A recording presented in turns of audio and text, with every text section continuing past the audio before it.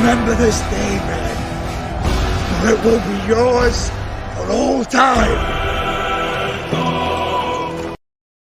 We have shown them that a trembling hand can become a fist. We have challenged the idea that a slave must always know his place, accepting rod and lash because he was taught to accept it. We built their mighty republic with our hands and our blood and our lives. And we can see it fall at equal cost. You opened my eyes to this, Spartacus.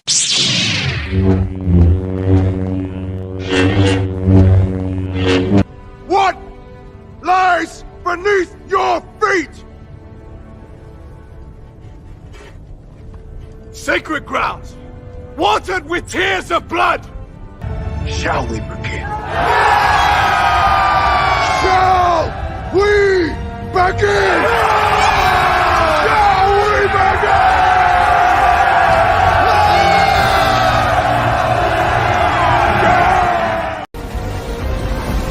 Okay, come on.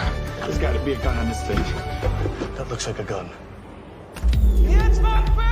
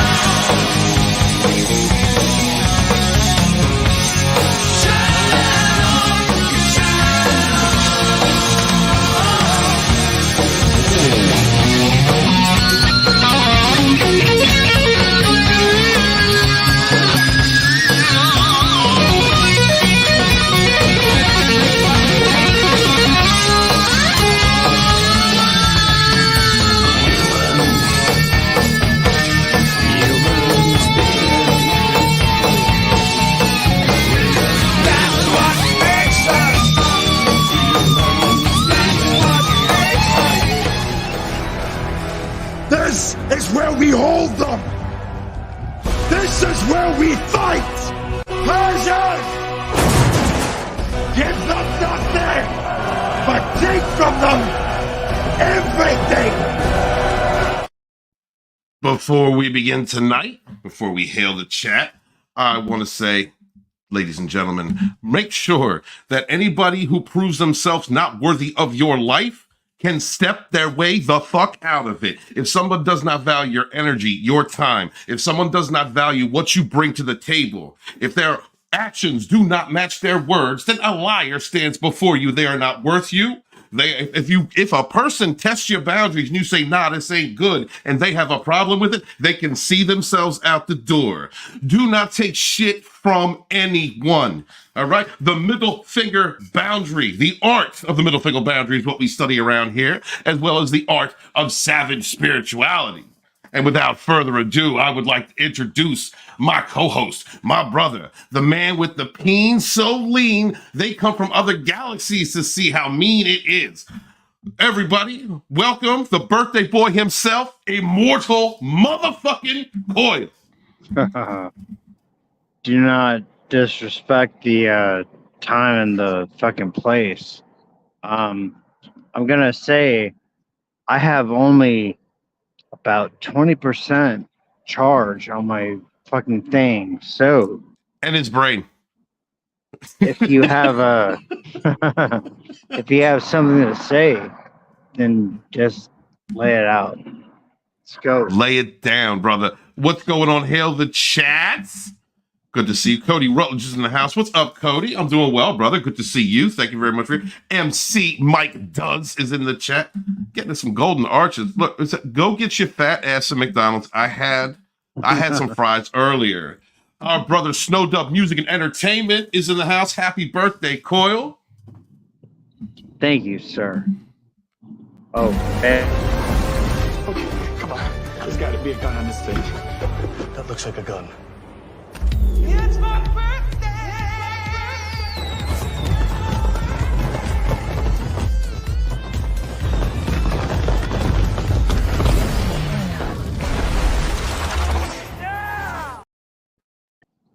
This motherfucker. The first thing Coi1 said when I made that was, "You're so gay."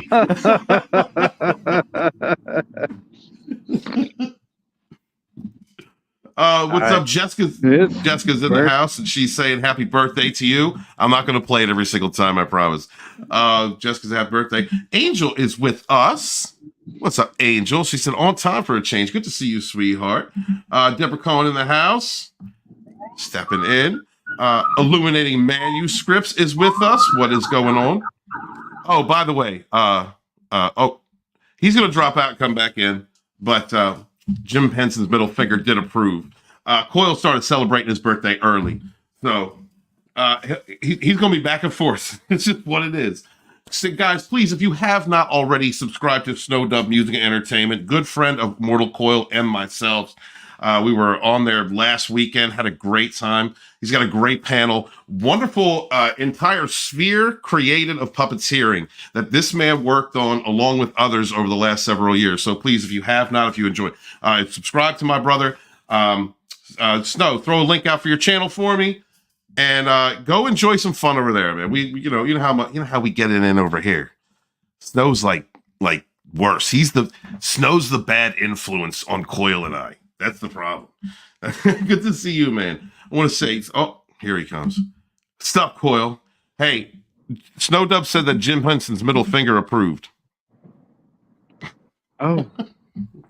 Listen, the middle finger, that's the most important finger. So, fuck off. The middle finger boundary, sir. Absolutely. Good to see you illuminating. I don't think I gave you enough respect. I love you guys coming through here every week. Thank you so much for taking this ride with us. The Train Wreck Express is coming through. Choo choo, baby. As soon as we get to 50K, to your Mortal Coi1 and I, to your house, we are going to sleep on your couch and eat your food, and you're going to let us. And then we're going to tell you how. But that is before. That is after we tell you how much you're worth and about the middle finger boundary and about the art of savage spirituality. That's how we roll around here. Choo Choo coming through. Where's my girl Beth? And there is Snowdub's channel, guys. Please check him out. Subscribe to our brother. Please throw that out. My birthday. Don't disappoint me. Bye. Oh, I'm not disappointing you, sir. I'm not disappointing you. All right, we are going to cover The Little Shaman tonight. Whoops. And this was one of our, I really appreciate all the interaction between myself and the chat. Guys, we are going through for the next, I don't know, probably several weeks and covering different narcissistic abuse channels, awareness and recovery channels. And we want you guys to suggest them. If there's a creator that you really enjoy, you want to share with us. Immortal Coi1 and I never heard of The Little Shaman. So we're looking forward to taking a portrait of this creator. I chose one of her best videos. It's one of her earliest and one of her most seen. So we're going to go on this ride together. If you guys have any comments, we're going to stop the video periodically and go over what we think of her content. Coi1, tell me about Savage Spirituality last night. How fun was that? That first hour when I wasn't there and I was sleeping. I'm sorry. Well, I'll tell you what. I was very insightful. I was that was very insightful. You fuckhead. Yeah, I was very inquisitive and you know, he said smart things. Yeah. Hey, I showed up and it became nothing but dick jokes. But that's what happens. I'm sorry, Coi1. We did have fun, though. No. Yeah, I did.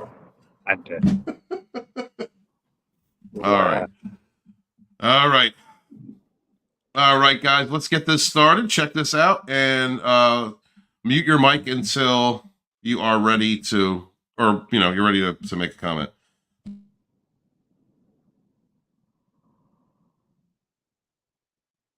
Today I wanted to talk to you about something that I think is really important and possibly one of the hardest things for narcissist loved ones to learn, and that is that you need to stop explaining. Narcissists look at things differently than the rest of us do. They are guided by emotion, not logic, not reason, and not intelligence. Emotion. I got to cut it off early because one of the things that I learned late on, one of the things that I understood within the last 6 months was the importance of controlling your emotions and how much it clouds your vision, how much it clouds your judgment, your ability to use your third eye to discern, controlling your, and thank God for people like Etep who was out there going, "You're a passionate dude, Steve." Yeah, I was over in my fifis, way bad. With everything that happened. And it as we go through narcissistic abuse and we overcome the trauma bond and we heal, I believe it's very important that we learn things about ourselves. One of the things I learned was that my fifis could go out of go completely out of whack. And being able to understand that about myself, working on that, allowed me to see things much clearer than I had ever before, as well as being able to just shut it down when I needed to, not get overexcited, not get overly depressed, not get overly angry, not get overly anything. I mean, when it comes energetically, Coi1, pretty much, what do you think about that?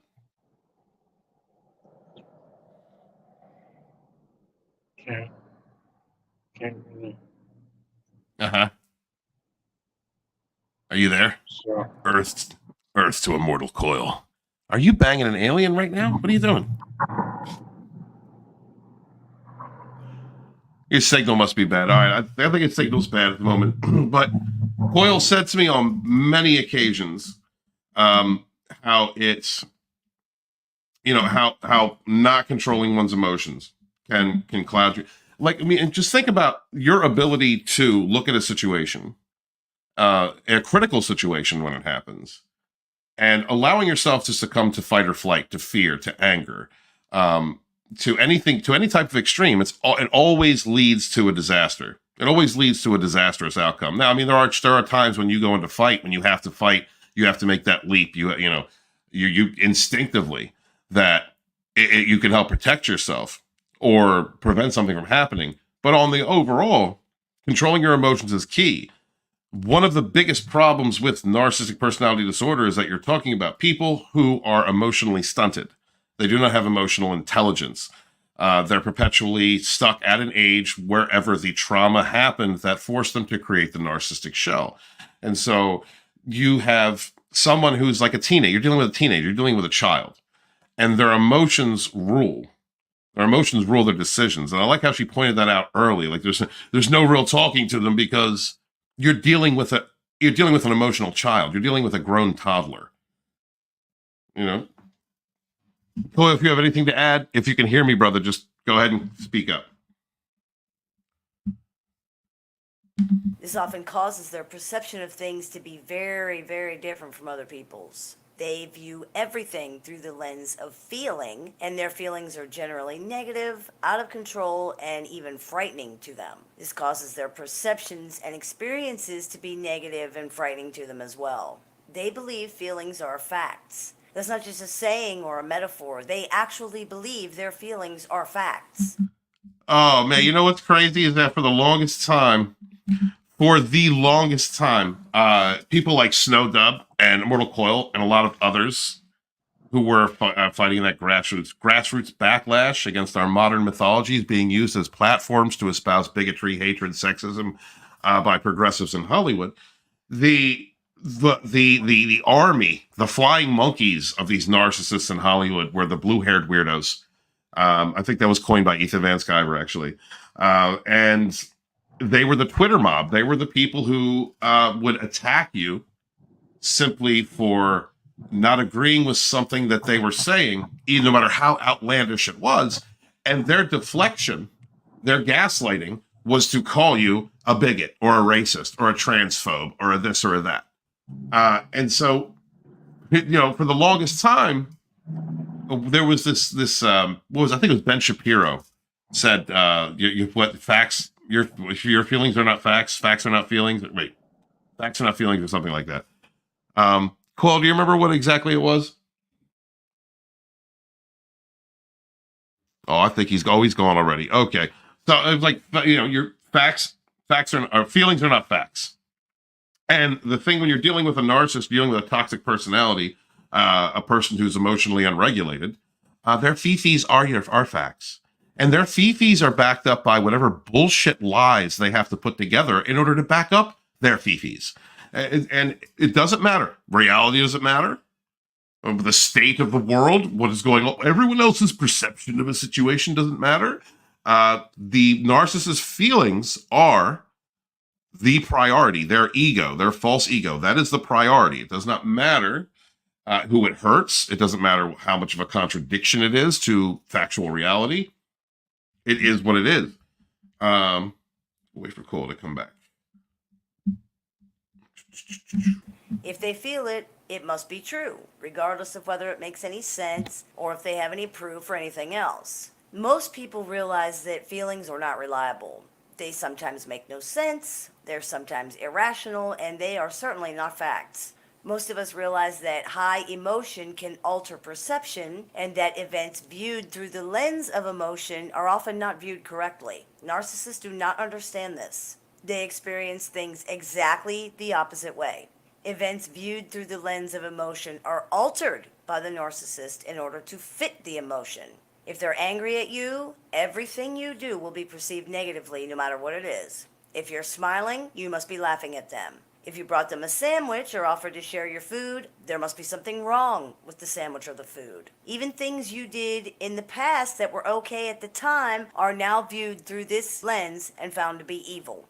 Yesterday, you were washing dishes together and laughing, having fun. No unkind words were said. There were no problems at all. Today, they were only helping you wash dishes yesterday because you forced them to do it so you can laugh at how much of a slave they are. In reality, the narcissist, quote, truth changes with their emotions. When they're angry, you're bad and they hate you. You also hate them and are horribly cruel and evil. When they're happy, you're good and they love you. you also love them, or at least you like them and you're not mean to them. It has nothing to do with actual reality or anything you're actually doing. It's Jesus, oh my God. You know, like just hearing this makes me remember the ups and downs and the craziness I went through. I don't know about you guys. That is entirely true. That is entirely true. A narcissist will take any event that they are involved in because they're the center of the universe. The narcissist is the center of the universe, and everyone around you is an it or a thing. You are a pawn. You are just something to be used. You are an object.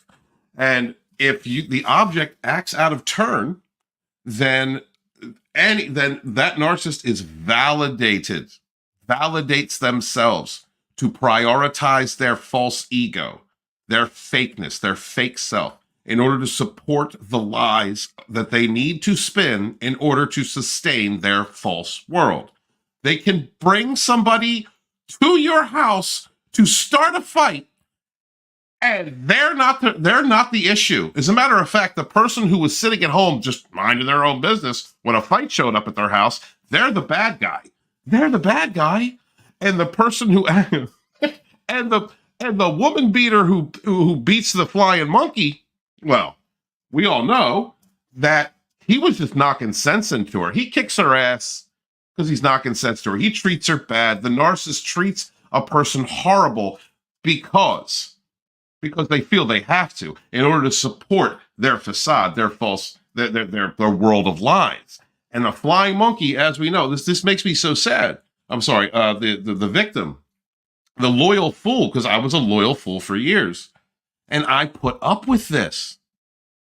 I know we all have. You put up with a person whom continually gaslights you, continually smears you, and that in the midst of coming to you and proclaiming love, coming and proclaiming friendship, love, caring, support, they're going to change. They're going to do things different. They understand what you've been saying.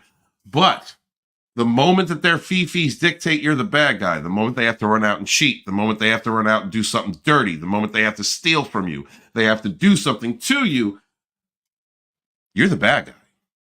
You're the bad guy.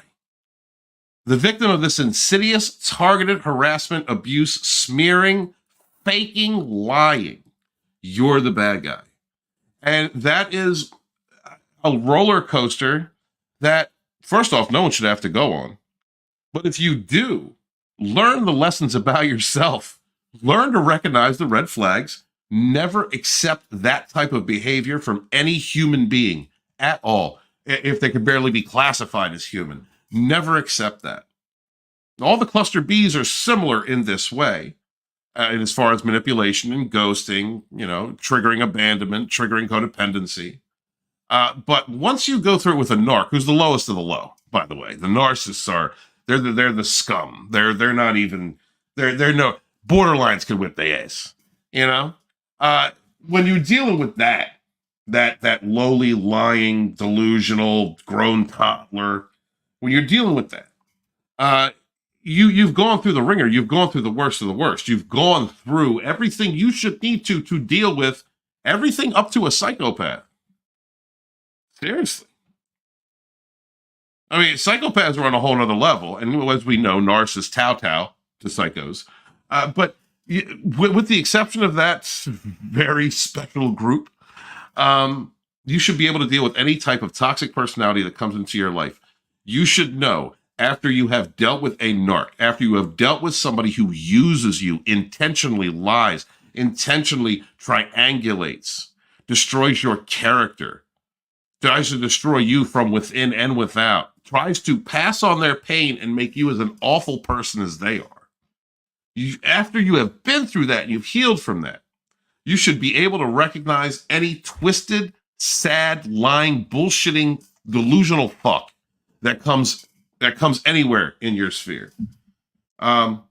Jessica, yeah, Immortal Coil is up and down. He's in a bad reception area, unfortunately. He was seeing his daughter today. So he's on his way home now, and hopefully he will come back. Yeah, it is what it is. It's his birthday. It's his birthday. Okay, come on. There's got to be a gun on this thing. That looks like a gun. It's my birthday.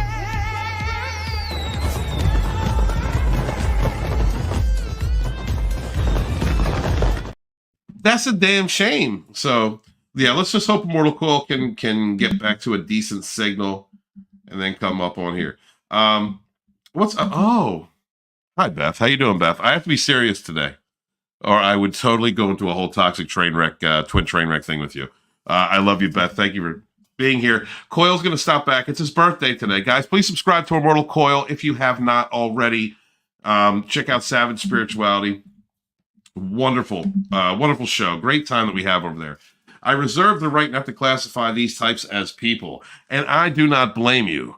Okay, on a humanistic level, I have to say these are damaged people.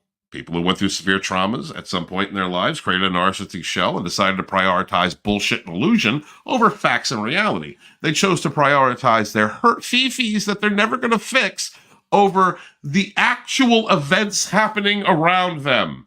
And they do so in a way that causes constant pain, that is meant to derive either positive adulation from their object, it or thing, or negative fuel from the person they are lying to and abusing.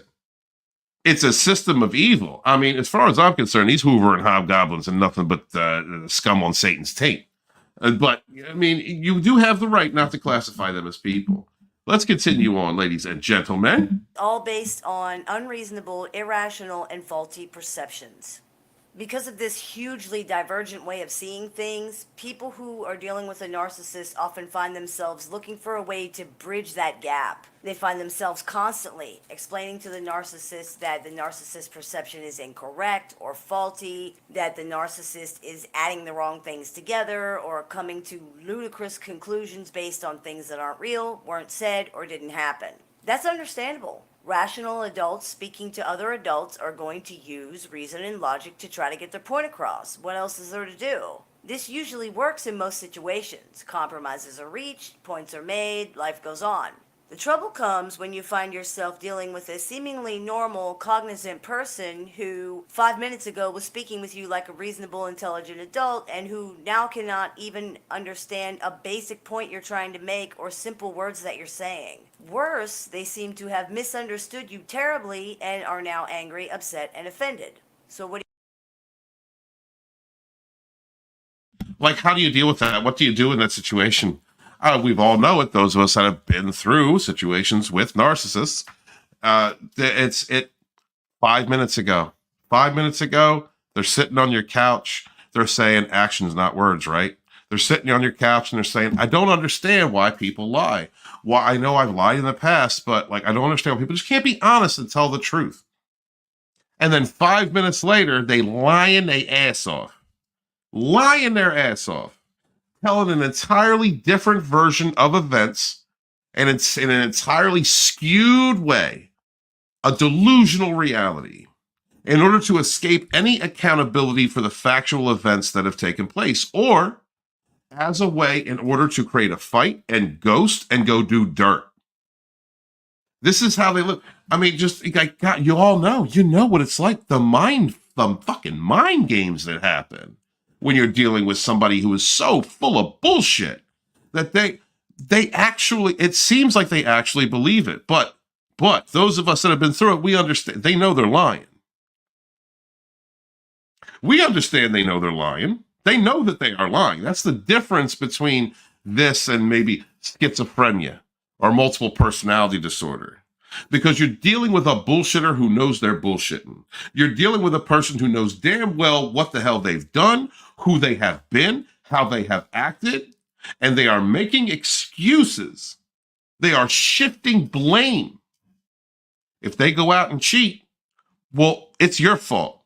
You didn't do this. You didn't make them feel like this, or you said something that affected them. Or they will just flat out blame you. They will flat out tell you you're cheating. You've been home for 2 weeks straight. Ain't done shit but fold their laundry. Ain't done shit but watch the kids and pay the bills.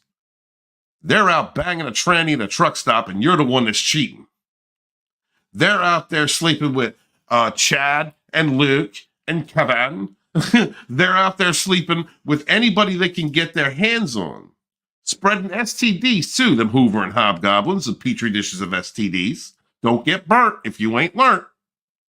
And they're going to do this and blame it on you. You are the problem. You created this. You are the issue. You're dealing with a grown toddler who has no respect whatsoever for themselves or you. They don't care about boundaries. They're habitual line steppers. They're not thinking forward as to respect someone else because other people are their objects, their its, their things. They own that other person. So anything connected to them doesn't mean a damn thing. Hail, brothers, and what's up? It's Scott Clark out in the house. Guys, if you have not subscribed, if you are not following on Instagram, Scott Clark, please do. Member of the Dragonstorm team. Hail, brother, good to see you. Thank you so much for being here, man. Get up with Scotty. Get up with Sporking. You guys would be like slightly gay for each other. I swear to God. I'm telling you, the Scots, and it's perfect. The Scots. You should get on one of his shows, man. He's a great dude. All right, let's continue on. What do? As a rational, reasonable person, you try to explain. In most situations, that would be the right thing to do. With narcissists, it's exactly the wrong thing. You see, there's been no misunderstanding. Not the kind that you think. The misunderstanding is not from you to the narcissist. It's within the narcissist themselves. They did not hear you wrong. They did not misunderstand what you said. What happened was they reacted to their own emotions and then blamed that on you. It really has nothing to do with you at all. And when you think about it in that context, the behavior suddenly makes sense. When you brought them that sandwich, your motive was simply to do something nice and give them a sandwich. They didn't misunderstand that because they did not consider that. They don't care what your motive is. Not really. It's all about what's happening on their internal landscape. And all they're hearing inside is, you're stupid, you're ugly, you're garbage, you're worthless, no one loves you, everyone's laughing at you, they don't care about you. You just got caught in the crossfire. You can try to explain that your motives are not negative, that you don't hate the narcissist, that you don't think they're garbage or whatever else, but the narcissist has been listening to that internal dialogue their entire life, and they are completely, totally, utterly convinced of that. Remember, narcissists hate themselves. This is why they do what they do. This is why they excuse passing on pain. It's why they excuse their behavior because they are trapped in their trauma. At one point in their life, a narcissistic person, like empaths, were a victim. They were a victim of circumstance, of family abuse, of abandonment. They absolutely, at that point in their life, it's a shame that, like all of us who have been through some type of trauma in our childhood, severe trauma, that someone wasn't there to help them. But the narcissist at some point chooses, after creating that narcissistic shell, which is a protection mechanism, it is a way for them to create a different reality than they are experiencing as a child so that they can exist in that reality. Those of us who have been through trauma have done this. I've done that. I absolutely did that. But the difference between a person who tries to heal themselves or is in a process of healing themselves is that, and a narcissist, is at some point you have to put the illusion down. You have to say, I'm lying to myself. I'm not facing what it is I need to face in order to improve myself and my experience, to love myself, to be able to be a true friend, to be able to show love, because you can't show love if you don't love yourself.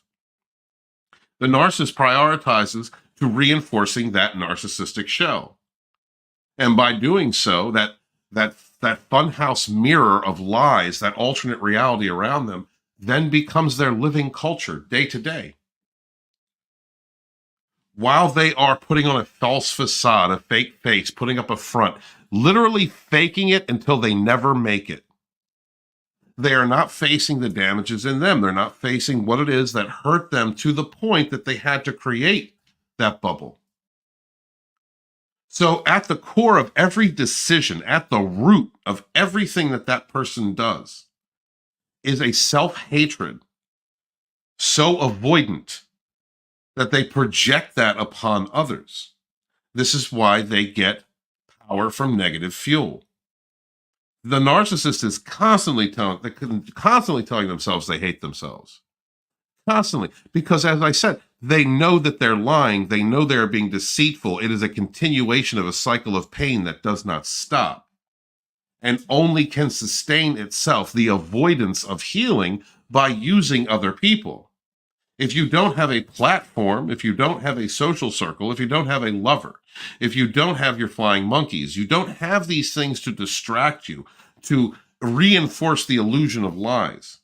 If you don't have these things to distract you and put all that power into that illusion, then a narcissist has to face themselves, which is when they fall into narcissistic collapse, because they do not have any negative, positive fuel or any type of circle around them to reinforce the lie that distracts them from facing themselves. It's a sick cycle, and it's one of the things that people who fall in love with these types, we're usually broken. We usually have overcome things in our lives, and so we see the potential. We understand the potential in someone bettering themselves through introspection and shadow work. We see that potential. We want to believe what that narcissist is saying. We want to believe that they know what love is, but they don't, because they don't love themselves. And if you don't love yourself, you can't very well love someone else, or whatever you feel is love is a toxicity that is generated from your past experiences, your unresolved issues. Ladies, as I've said several times and will continue to say so, being hit is not love. But if you dealt with an abusive parent, then you're going to believe that getting your ass kicked is somebody loving you, and it's not. You don't understand what love is. Gentlemen, being abandoned, if you have abandonment issue or codependency issues, a woman running around on you, only breadcrumbing you, only giving you love at enough intervals to sustain you is not love. That is abuse. It is abandonment.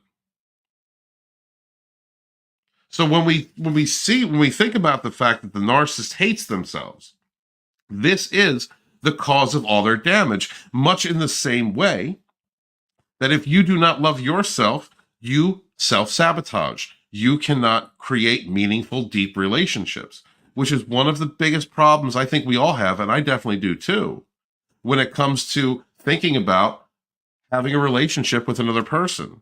Because we have been so hurt, we're so guarded, we're so jaded, we've been just destroyed, our identity stripped, that it's difficult to put that trust into another human being.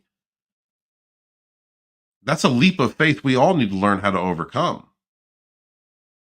Remember that the narcissist's objective is to pass on pain, to pass on trauma, to pass on that hurt, so they don't feel alone. So everyone around them is as hurt and destroyed inside as they are.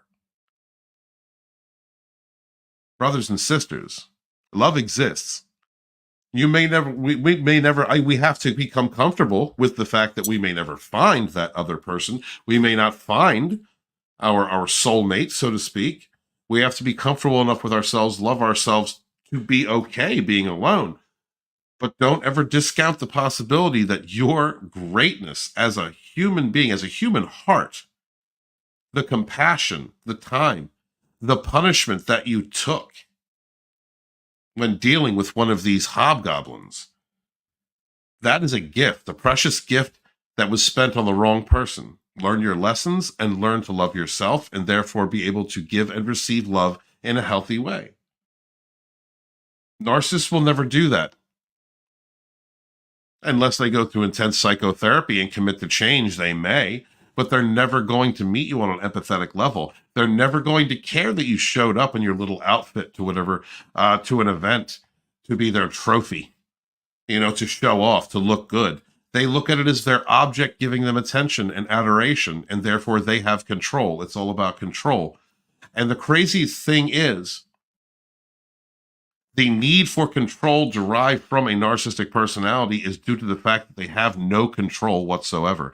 They have no control over their emotions. They have no control over themselves. They have a fractured core. Their foundation is busted. There is nothing strong that can grow or be built atop of that. Loving yourself is so very important. Facing your traumas and healing yourself. Accepting all the good and the bad.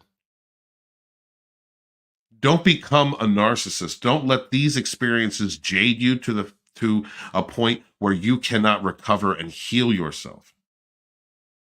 Because there is a wonderful group of experiences and lessons that you can garner from these experiences that will make you the best version of yourself. I'm going to go through the chat just a little bit before we continue on, because you guys are out there just chatting it up. Real quick, Jessica says, narcs hate happy people. Well, they hate them because they're not happy. Every time you see a narcissist laughing, it is due to alcohol, drugs, or positive fuel that they're getting from somebody else. They're really not happy with themselves. It is a temporary solution, as is everything when dealing with NPD, a temporary solution to feed a false exterior in order to avoid the shame that they feel inside. Deborah says, I just stopped explaining myself to him and let him believe what he wanted to believe. They can say the sky is purple when it's blue. You just let them believe the sky is purple. I mean, at some point, right, because there's nothing you can do with an habitual liar. There is nothing that you can do. That person's going to keep bullshitting and bullshitting and bullshitting and bullshitting. They don't care about the truth. They don't care about facts. They don't care about reality. They have to support their ego. That is it. That false exterior. So you're right. There is no point. There is no point. You can literally punch a narcissist in their fucking jaw. Fucking beat the crap out of them. Hold them down on the ground. Let them back up when you say, are you ready? Are you done, son? Are you okay? And the first thing they're going to do when they hit their feet is say they got sucker punched. Warped reality. Warped reality. No understanding of facts. So you're right. This is another reason why you go no contact. There's no reason to talk to that person anymore. They live in a bunch of lies. They're lying to themselves. They're lying to everybody around. They don't give a shit about them. I mean, my heart goes out to the children of narcissists. They don't care about those kids. They're going to keep making the same horrible decisions over and over again. They don't give a shit about improving themselves. That child is simply a means to an end. It's an object, or a thing, just like everyone else in their lives. So there's no point. When you go no contact, you go no contact because there's no point talking to that person anymore. There is no point. They are not living in the real world. And if you go after and point, most especially if you point out the truth of what they're doing, you point out the fact of the matter. Well, I mean, they're going to go off on you. And worst case scenario, you're going to have people like John Delarose. I pointed out the fact that he was hunting down, he was going after this guy Liam Gray constantly. And I didn't even know who that guy was. And he held streams week after week because I created a narcissistic injury that he could not let go. His false ego, his warped world was threatened by fact, and he never let it go. Narcissists will do that from afar and up close.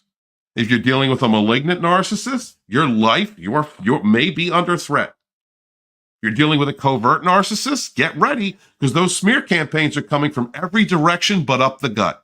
Because covert narcissists are anything but courageous, and they will not come right at you. They will go after your friends. They will go after your job. They will go after anything around you. The best case scenario, you're dealing with overt narcissists, because then you can see that mouth-breathing troglodyte coming right down the center at you.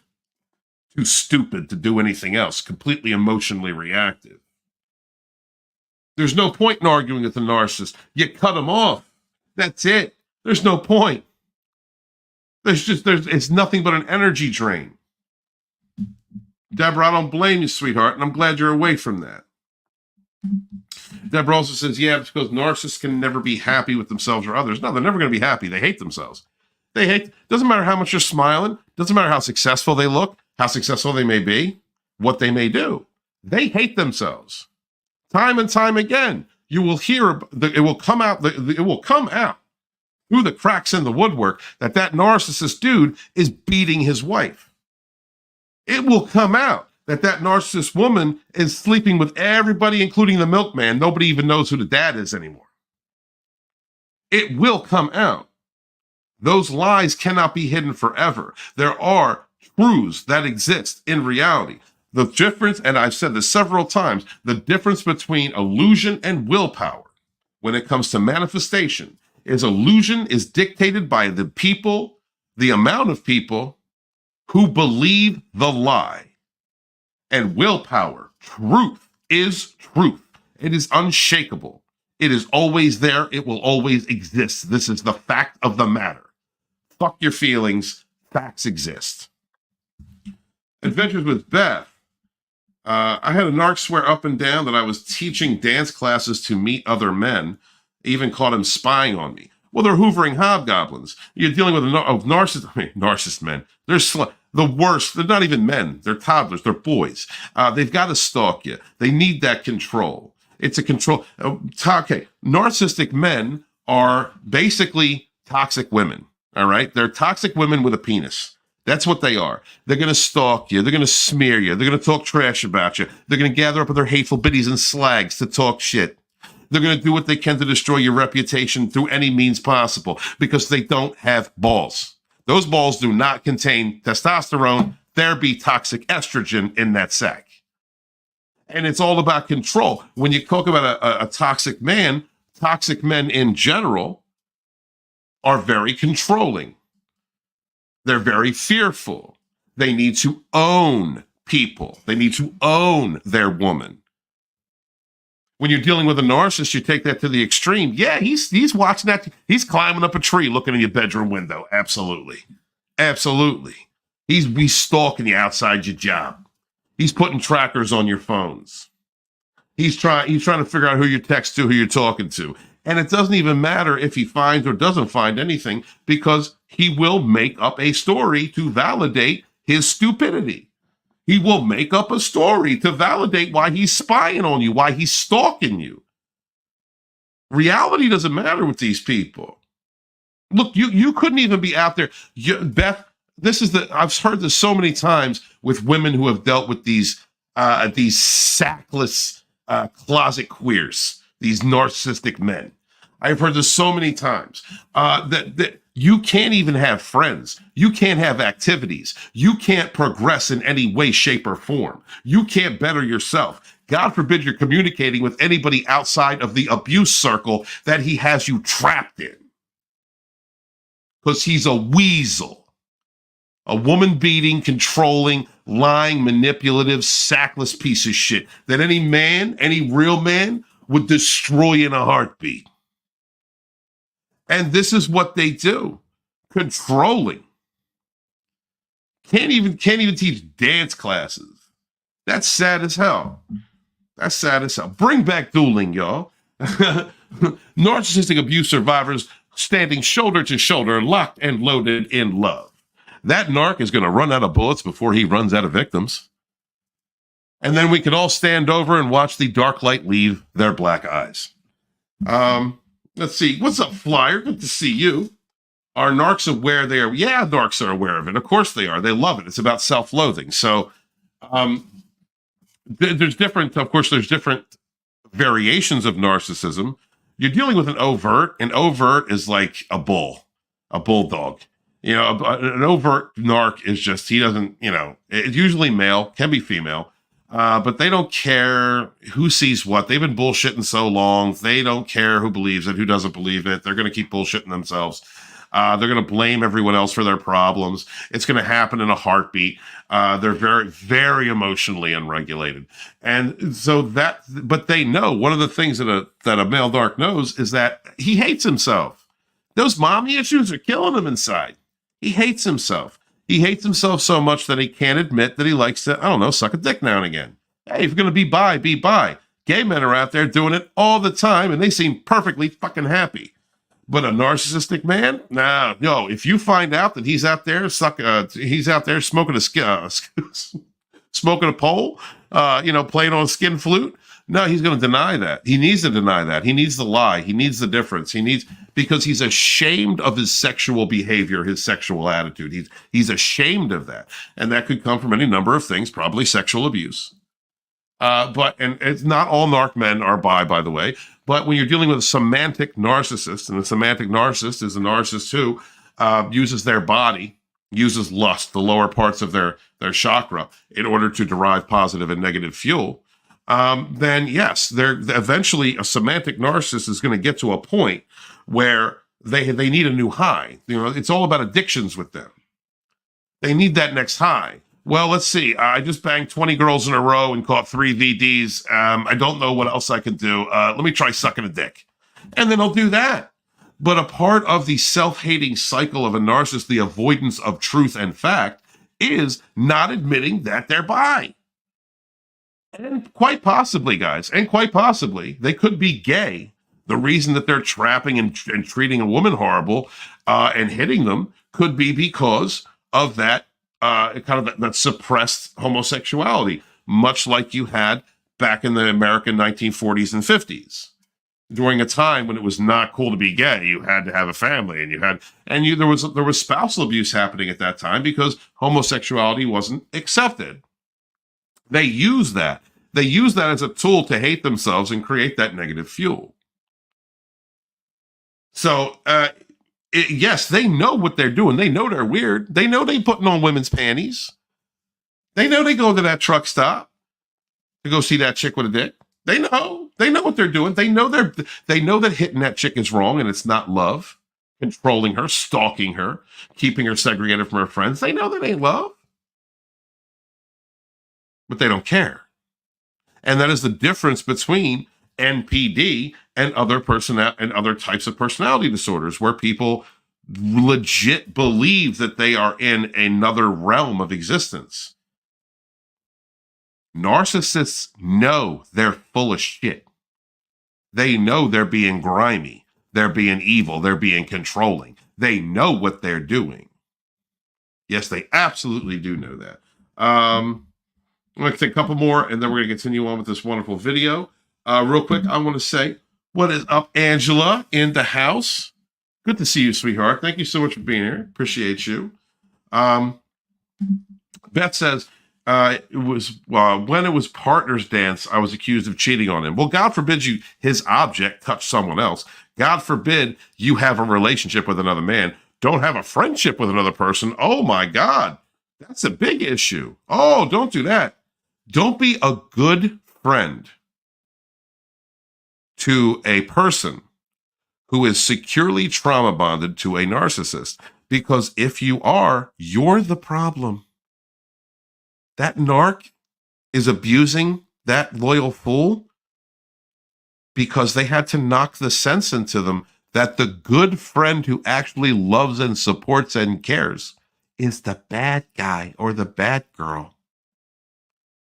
How these narcs are. It's this. Bring back dueling. Continue on. Okay, your ladies are talking. I'm sorry. Well, let's see. I'm going to jump down here to the bottom. Y'all are in the chat just having a good old time. Is that Mr. Tickle Trunk in there? What's up, Mr. Tickle Trunk? Good to see you. Mortal Coil might pop in. He's having problems with his signal at the time. It's his birthday. It's his birthday. Good to see Mr. Tickle Trunk. Hail, brother. Deborah says, Lodonis Dragonstorm, yeah. You have a really excelled in your healing process. Oh, well, thank you. I appreciate that. Look at you now. Don't bring the ego. Don't bring the ego involved. Don't make the ego happen. You know what I bought, Deborah? I bought this little pink rose quartz. I bought this off a vendor today that I was hanging out with. Had a great time in Philadelphia out there building a company. If any of y'all are looking to buy pounds of shrooms or weed, hit me up, lodonis@hotmail.com. We're having a great time out there. And meeting people. Love spending time with my fellow Philadelphians. Deborah, don't flirt with me. That shit works. All right. Let's continue on, shall we? They're never going to believe you. They're not even going to hear you. Did you ever notice that it seems like they're listening and responding to someone else while you're talking? Someone who's saying something completely different than what you're saying? That's because they are. Narcissists expect to be treated badly because of that very thing. They therefore look for evidence of that in every single thing other people do. And of course, they find it. Mostly because they push and provoke and harass other people and refuse to accept anything else. For example, a wife is speaking with her narcissistic husband. It's the classic narcissistic argument where no matter what she says or how she says it, everything that comes out of her mouth is hurtful, hateful, and wrong. The wife is attempting to explain to the narcissist reasonably and logically that his accusations are senseless and untrue. While she's talking, she calls him honey. The narcissist replies, "Don't call me honey," in a disgusted tone of voice. The wife loses her cool and replies, "Fine, asshole, I won't." The narcissist then says, "That's more like it." Now, this was no doubt intended to be like a knock against the wife, to imply that the wife shouldn't be using terms of endearment because that's fake and insincere, because she's obviously so horrible and abusive. But it really says more about the narcissist than anything, doesn't it?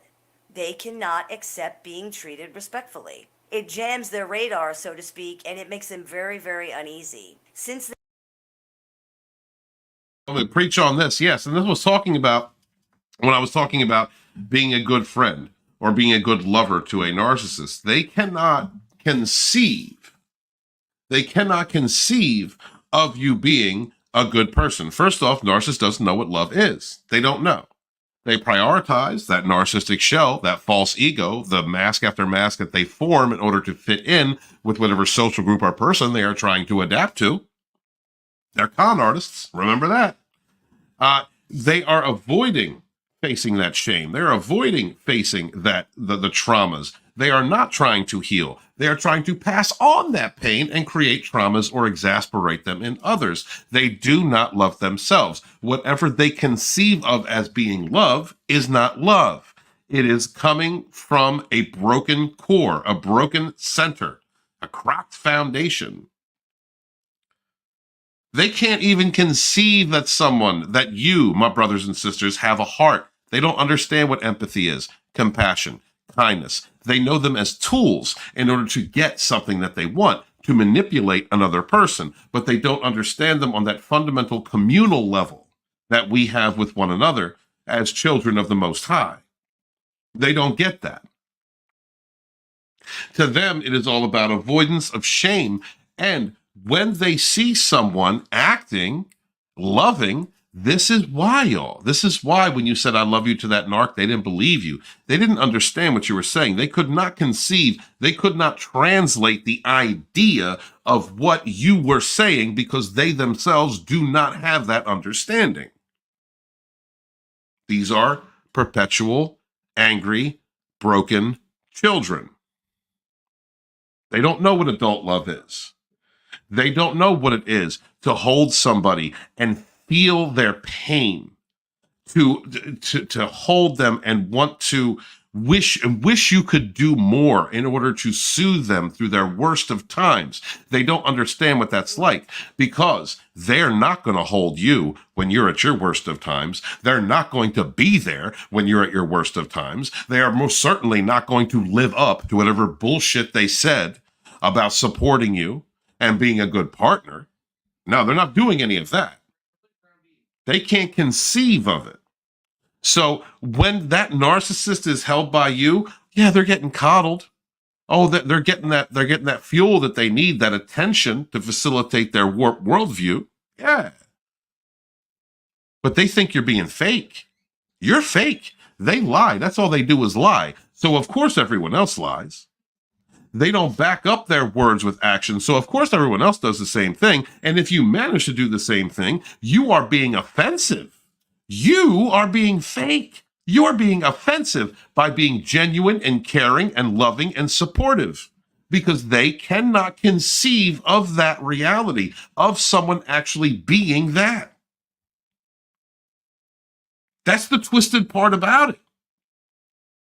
Understand, brothers and sisters, you can't love that pain out of them. A narcissist will never be able to translate your deep emotions that you have had since you were a child or had to open up past wounds from what you went through as a child through that trauma. They are never going to be able to translate that into actual human emotion. They lack empathy. They expect to be treated badly. They are constantly on edge waiting for that to happen. They will actually often cause arguments or accuse people of treating them badly for no reason, simply to fulfill that expectation and ease their internal tension. Sometimes after they do that, you can actually see the relief on their faces. No, I don't have to wait anymore. The other shoe has dropped. Here's the argument. Explaining in these situations is useless. You are not going to get anywhere. Not only are they not listening, they don't want to believe you. They want to believe you're evil. It makes them victims. It makes them the center of attention, and most of all, it makes them right. If they have to accept that you're not evil, who is to blame for all these problems? There's only one person left. In the narcissist cartoon comic book view of the world, there always has to be a villain, and a hero, by the way. If the villain isn't you, it's going to have to be them. And if that's true, then it means that everything that voice says to them is right. Don't forget, narcissism is nothing but a defense mechanism against that little voice. That little voice says they're evil, horrible, disgusting, vomit on the ground. So in self-defense, the narcissist created a false self that is the total polar opposite of that. A hero, in other words. But someone has to be evil because all this hurt and bile and anger and bitterness has to go somewhere. So it has to be you.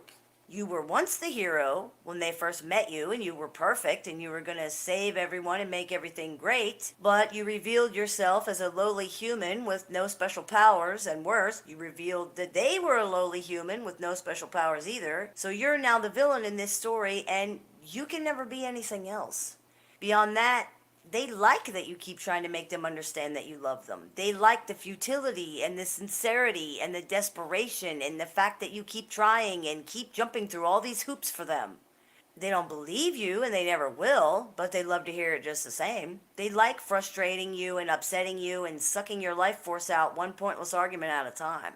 Explaining is therefore really only feeding their ego and their egotistical need for attention in the end, because they're not going to believe you. They don't want to, and even if they did, the voice of that brutal superego that piles them on with internal abuse 24 hours a day is never going to let them.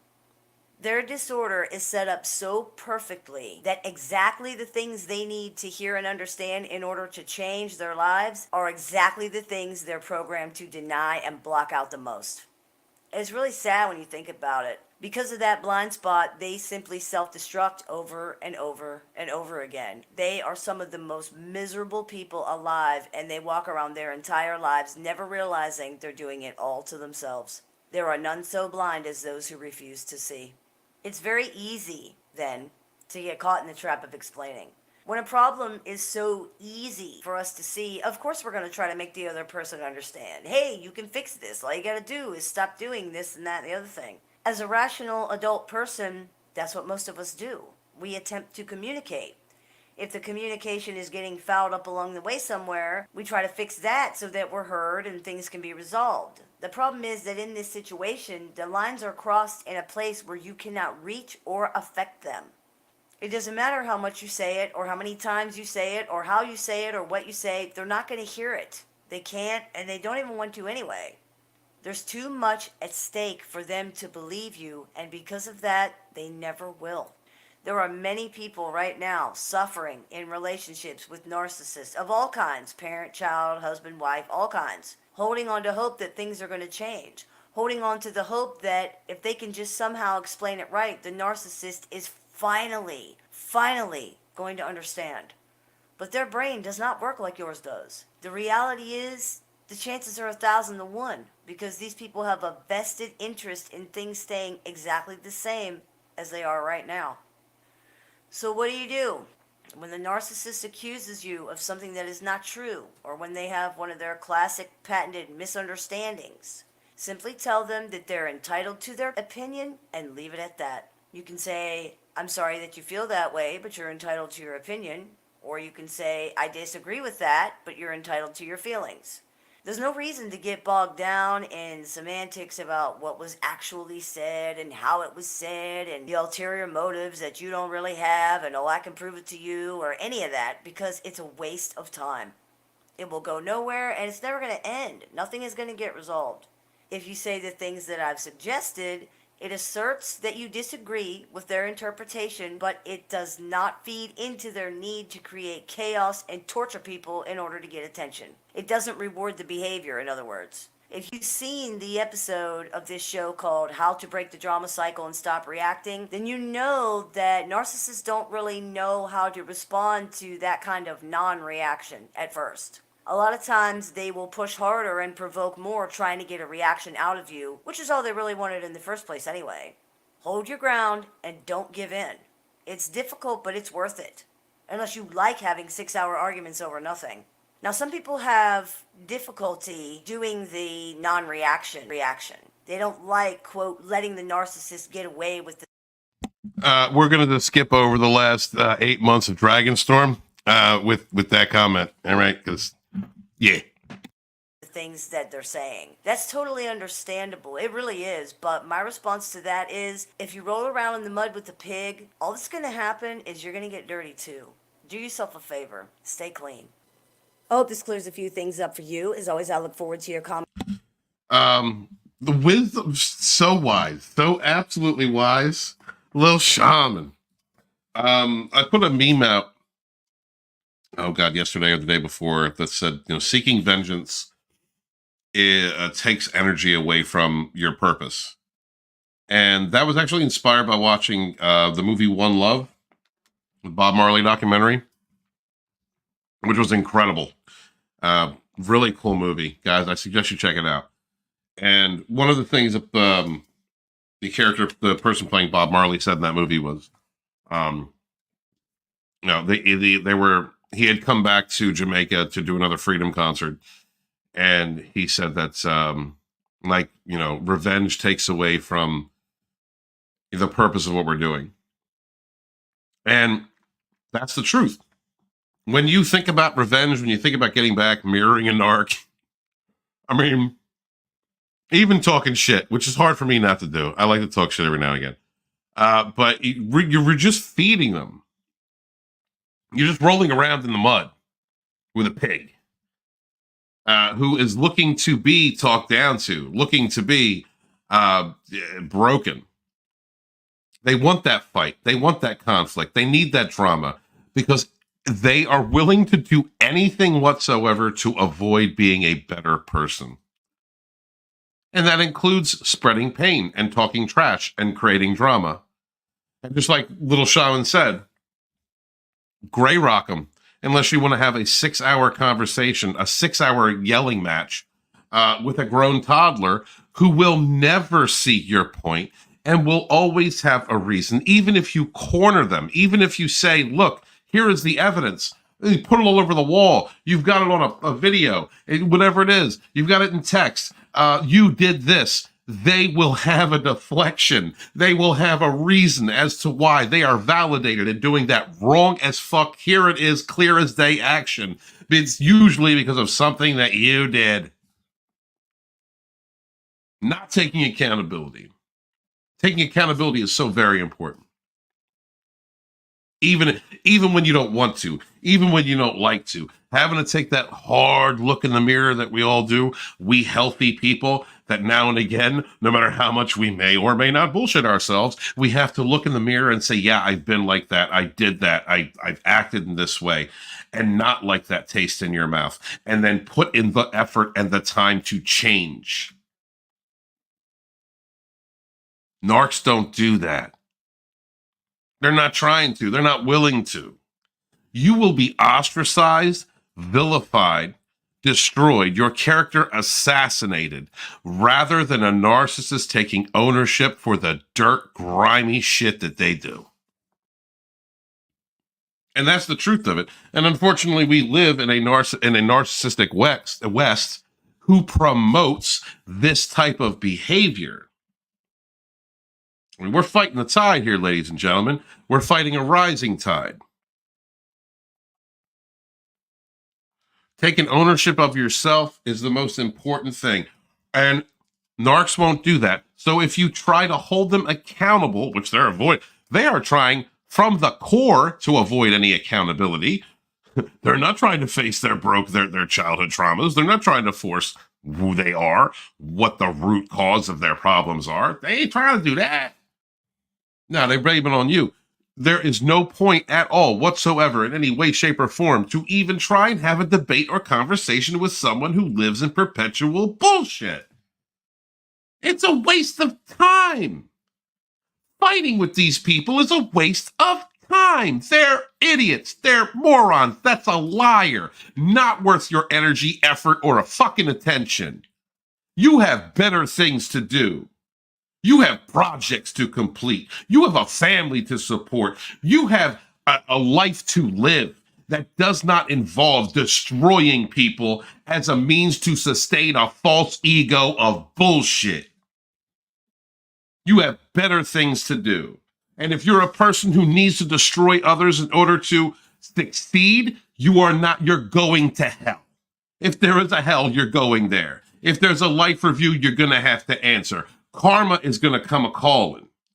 Don't think you can lay with the devil your whole life and not get burnt. It's going to happen. So we don't even need to worry, ladies and gentlemen, brothers and sisters. We don't even need to worry. Worry about yourself. That demon was put in your path for you to learn, succeed, overcome, and become a better version of yourself. That's what that demon's function was, by their own choices, by not trying to fix themselves, by choosing to be a lying, manipulative, awful piece of shit. That's their karma. You gotta push forward. Most High is looking at you, brothers and sisters, and wants you to succeed, to learn, to stand before God, to be a child of Source, and learn and continue on. If you roll around with the pigs, you're gonna get dirty. Let those pigs, let the narcissist be your trash collector, and watch them swirl down the toilet. You don't need to worry. They're going to handle themselves. Karma's going to handle them. You can't be a manipulative, lying piece of shit for your whole life and it not come back to you. You can't. Eventually, you're going to have lied yourself into a corner where everybody knows you're full of shit. And the only people that still associate with someone like that are full of shit themselves or just love the drama. And you don't need anything to do with any of those people because they're never going to get anywhere. They are not going to evolve. They are not going to attain the next level. They are not going to heaven.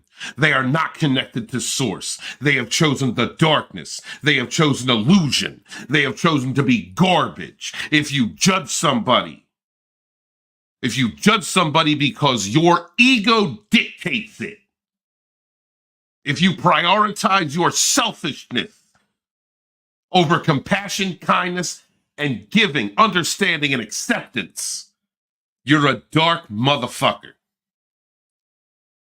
And it won't matter how you pray, who you pray to, what you say you do, because it's all bullshit. Real humans don't treat other humans this way. Compassionate, empathetic people do not treat people this way. If you love your fellow man, you don't manipulate, you don't use, you don't look at people as objects. I don't care if you're atheist, agnostic, religious, spiritual, whatever it is, we're all connected. All of us are connected. And when you choose to treat someone like they are an object, when you do not value their boundaries, when you prioritize your false ego and lie about them and smear them and try and destroy their reputation because you need to protect the lie of who you are not connected to Source. You are not connected to the collective. You have decided to be an enemy. Enemies always finish themselves off first, brothers and sisters. Let's go through the chat a little bit more. I know I'm a little preachy tonight. Scott out here going, great rant. Well, thank you, brother. I appreciate that. I've been known to get on a soapbox now and again. They used to call me the fire preacher of the fandom menace. And now I'm using that energy against narcissism. There was a time when I wish guns did not exist. That was before my knowledge of the narc. Bring back dueling, yo. Bring back dueling. There's only one way to deal with these people. That's the way that I look at it. Either ignore them completely or put them down 6 feet under. These are disgusting people. No redemption. Mr. Tickletrunk says Hitler's drive was to cleanse the world. His actions were based on the disgust response. It's why he considered demographics of people to be rats or disease. Very interesting to bring up a Aries Taurus cusp. Let's talk about one of my fellow Taurans, Adolf Hitler. Well, he was definitely a narcissist. Narcissistic psychopath at best. And shifting blame. Hitler's first rise failed. And that hurt his fifis. He created a narcissistic injury and hurt his fifis. So the second time it came around, he went all in. As I've said before many times, narcissists can be creative, intelligent. They can achieve. They can be driven. Absolutely. One of the reasons why we see a lot of narcissistic personalities in places like politics is the need to have power in order to control others and create fear. So that's the route that Hitler went. And when it comes to like the Jewish population, when it comes to those types, that was the blame shifting. Look at all the crazy bad stuff we're doing over here. We're going to blame them. The same thing that's what narcissists do. They shift blame. They point the finger at somebody else and don't take any accountability for what they're doing. And to be fair, there was quite a lot of personality disorders in the National, the Socialist Party, the German Socialist Party, and in the SS, a lot of psychos going on over there. But when it came down to it, they'd have eaten their own. All right, they didn't care about the blue-eyed, blonde-haired, Aryan perfection. They didn't give a shit about that. They were digging. What were they doing in North Africa? Digging up artifacts. They didn't care. It was all about sustaining their illusion of superiority, sustaining that cluster of people who had absolute power. And you're right. It is.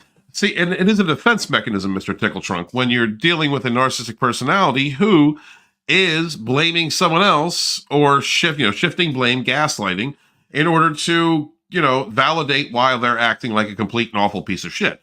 And they will use anyone. They will use their spouses. They will use girlfriends. They will use family in order to support their narrative. Yeah, brother. Thank you for bringing that up. I don't want to go too much deep. I don't want to go too much deeper. I don't want YouTube to whack me for talking about socialists. You know how they get. Mike says there are nations controlled by North Korea, Russia, the United States. Sir, the United States of America. We have a sitting president who stole an election. Let's just say this outright. There's been enough evidence out there. There's been enough about the mail-in mules. There's been enough brought to our attention, been enough evidence that election wasn't fair. And there was also information out there that came off of that allegedly came off of his son's laptop. That is allegedly on the dark web. That allegedly shows this man doing things with children. And yet, this narcissist is still in the White House. You know who the flying monkeys point the finger at? Donald Trump, who may be egotistical. He may be a megalomaniac. I'm not going to dispute any of those things.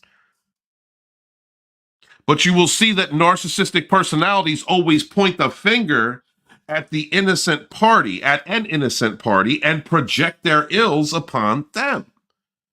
Like Donald Trump or not. I mean, I'm just saying, but whatever. But that is what has happened. And the narcissists in the United States, the world government, who all freaked out because the Illuminati couldn't stand someone outside of their narcissistic, psychopathic, sociopathic group, running everything from our media to our mainstream news, to our politics, couldn't have somebody from outside the system who didn't want to visit an island and play in their kiddie games be in the White House, you saw the entire matrix glitch all over the place from 2016 to 2020, to the point to where in 2019, there was this plague. Do you guys remember there was a plague? Wasn't there a plague? Bodies stacked up on the corner. Do you guys remember the bodies stacked up on the corner? Do you guys remember all that? Narcissists will create any bullshit narrative that they need to facilitate their lies about someone else or an event. You can like them, you can hate them. I don't give a rat's ass. But if you look at what happened with Donald Trump and the way the system glitched, it's very easy to see how many narcissists are actually running around in our politics, in our media, across the world, to the point to where we had a plague, a plague that kept everyone trapped in their houses. People lost jobs and homes. People were inundated with fear-mongering on our major media platforms, all of them 24/7, suppressing our immune systems, maybe hoping that we'd actually get sick. And then all of a sudden, the voters, the counters disappeared at the last minute, and hundreds of thousands of votes for this guy just showed up. Look at the evidence and the facts of the matter. Put your fifis down for a minute, ladies and gentlemen, and look at that. Yes, there are narcissists running the world. This is why it is so very important for us to come together, make narcissistic abuse awareness a thing, bring more awareness so that people can see the red flags through the experiences of those of us who have dealt with these demons and see what's going on. Because it's an epidemic. I'm sorry, I got a soapbox there for a minute, but I gotta tell you guys, I gotta tell y'all, going through what I've been through, coming out of it, becoming educated as I have been, self-educated as I have been, I now understand the blue-haired weirdos, the progressives, the Antifas, the corporate Black Lives Matters. I now understand the politicians and the Kathleen Kennedys and the Pablo Hidalgos. I now understand the Chris Chidballs.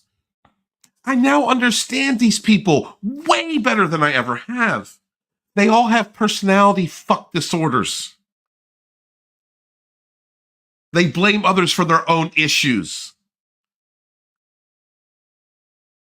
They're people that gather together under the guise of helping independent comic creators and then doing nothing but drama and smear streams trying to destroy other people's financial viability. Fuck Comicsgate. This is a disorder that is rampant. And it doesn't extend, and it may be across the world, it may be global, I don't know. I know that I am North Europeocentric. That is where I'm at. I'm not a Canadian. I ain't a Central American. I ain't a Mexican. I am a North American, American citizen. And I know what's happening here. And I can see what's going on in some other countries. It's a damn shame, MC Mike does. Thank you for bringing that up and put me on my soapbox for a minute. Deborah Cohen says it would probably be best to change your phone number or get a new phone. Fuck that. Oh, I'm sorry. You're talking to Jessica. My bad. I'm a little tourist tonight. I'm a little torn. Torn season just started, guys. And by the way, I know that I haven't brought this up earlier, and it's a shame that I did not, but I just wanted to remind everyone that this program is brought to you by Scott's Meats. Scott's Meats are lean, mean, vasectomized peen. They will not get you in trouble. Please subscribe to Sporking News Podcast. We greatly appreciate that. Gina Carano approves. Thank you very much. And also, for God's sake, subscribe to Immortal Coil. This man is giving his plasma every day. Every day. All right, just to get by.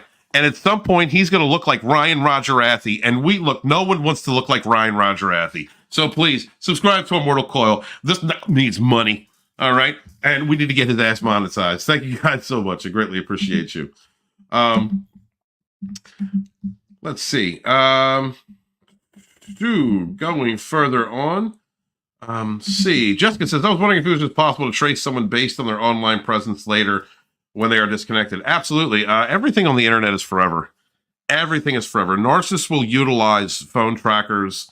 They will, like, any type of app or hacking into your computer, to your laptop, for instance. They'll track your IP. Some of them are very insidious. When you've got your cerebral narcissist, not so much your semantic narcissist, but your cerebral narcissist will absolutely do that. But once you're on the internet, Jessica, it's there forever. All right. I have done some dumb ass shit that is on the internet forever. I have said some fuck all Walton, what were you thinking of shit that will always be on the internet. It's always going to be there, sweetheart. Let's continue on. Y'all just having a conversation. I will interrupt Deborah and Jessica. They're having a whole long conversation. Let's see, Scott. I want to put this woman's video in my dark playlist. Where's the link? There is a link in the description, Scott, if you look down there. And should we go over another one? Do you guys want to go over another one? Let me know in the chat. Do you guys want to go over one more video? Because I'm just going to be up here preaching. And I've said Donald Trump like 8 times. So I probably lost subs. You know how that rolls. Let me go down here. Let's see. Oh, what is up? Hey. What's up, Patty S? Preach. Thank you, brother. Thank you, brother or sister. Appreciate you. Thank you for joining the Dragonstorm community. Good to see you in the chat. Guys, if you will, hit that, smash that like button, share out the link. Hit the dislike if you're a flying monkey out there jerking off, hoping that I'm going to mention your name. And please, it all helps, and I greatly appreciate you. But guys, once we get to 50K, the Trainwreck Express will be coming through. Myself and Immortal Coil, 2 damaged fucks traveling the world, convincing you of your worth, teaching the middle finger boundary, the art of savage spirituality, and of course, filling souls and stuffing holes. Greatly appreciate you. We need the laugh. We need the laugh around here, you know? Laughter is the most powerful medicine. Deborah out there giving advice. Deborah's out there giving advice, y'all, if you're trying to heal yourself. What is up? Thank you, Manuscripts. Greatly appreciate you. Okay, Angela says, the sad truth is that narcissists are self-destructive individuals. They don't like themselves, and they, too, are suffering with emotional pain. Yeah, and it's right, Angela, and that's the part that gets us compassionate, motherly, fatherly, sensitive, a little bit sensitive. Maybe Walton's a little sensitive. Individuals, empathic individuals, because we have been through shit in our lives, or even if we have not, we have the ability to empathize with someone who has. And so you come across this broken person who has 20 different fake faces, and you can feel that deep down, or you want to feel that deep down, there is this need for healing, and you want to be there and support that. You see the best in somebody. That's what good people do. We see the best in people. When we succumb to a narcissist's charms is one thing, when a narcissist targets you. But I think that at some point, no matter if you find them or they find you, you want to heal them. You want to be there you want to show them the love that they never had. You want to be able to teach them the love they never had. But you can't teach somebody love that doesn't want to learn. You can't teach somebody how to heal that doesn't want to heal. And remaining stuck in that cycle is just hurting yourself. Narcissists are about passing on pain. They're self-destructive. They're not going to help you build that business. They're not going to help you hustle. They're not going to help you build YouTube channels or work on a project together. No. They're all about self-destruct. They're all about destruction. There are some narcs out there, as I said, who are creative and can produce. Absolutely. There are narcs out there that want to attain power because that power then translates into control over others. Yes. But when it comes down to actually working with you, working side by side, that is a temporary one-step arrangement. There is no step 2, and if there is, there will never be a step 3. Because they're going to become jealous. They're going to become fearful. They're not going to be able to accept that you have the strength to succeed, to achieve. It will be a threat. As anyone's success is to such a weak-minded individual, it is a threat to their ability to achieve. And when we come across these people, Angela, we want to help them heal because maybe we've been through some traumas in our lives. we've had to heal ourselves. Maybe we're still healing. But you want to help that person. You want to be there because maybe nobody was there for you. It all comes down to choice. They do not choose to try. They do not choose to work on themselves. They instead prioritize destroying other people in order to feel good about themselves, and to live in that cycle is damning yourself to hell, for lack of a better term. Let's see. Angela also says they do not want to because it's the defense mechanism for them. Yeah, and understand that. But, I'm pretty sure that those of us, like, there's this common thread, Angela, that I've found. There's this common thread. Like, you see a lot of narc channels talking about, like, the yin and the yang, the narcissist and the empath. Now, I am psychic. I have what you would call an empath. Always have. And so I can understand where that comes from. Empaths and narcissists both get damaged early on in their lives, but they take two different routes.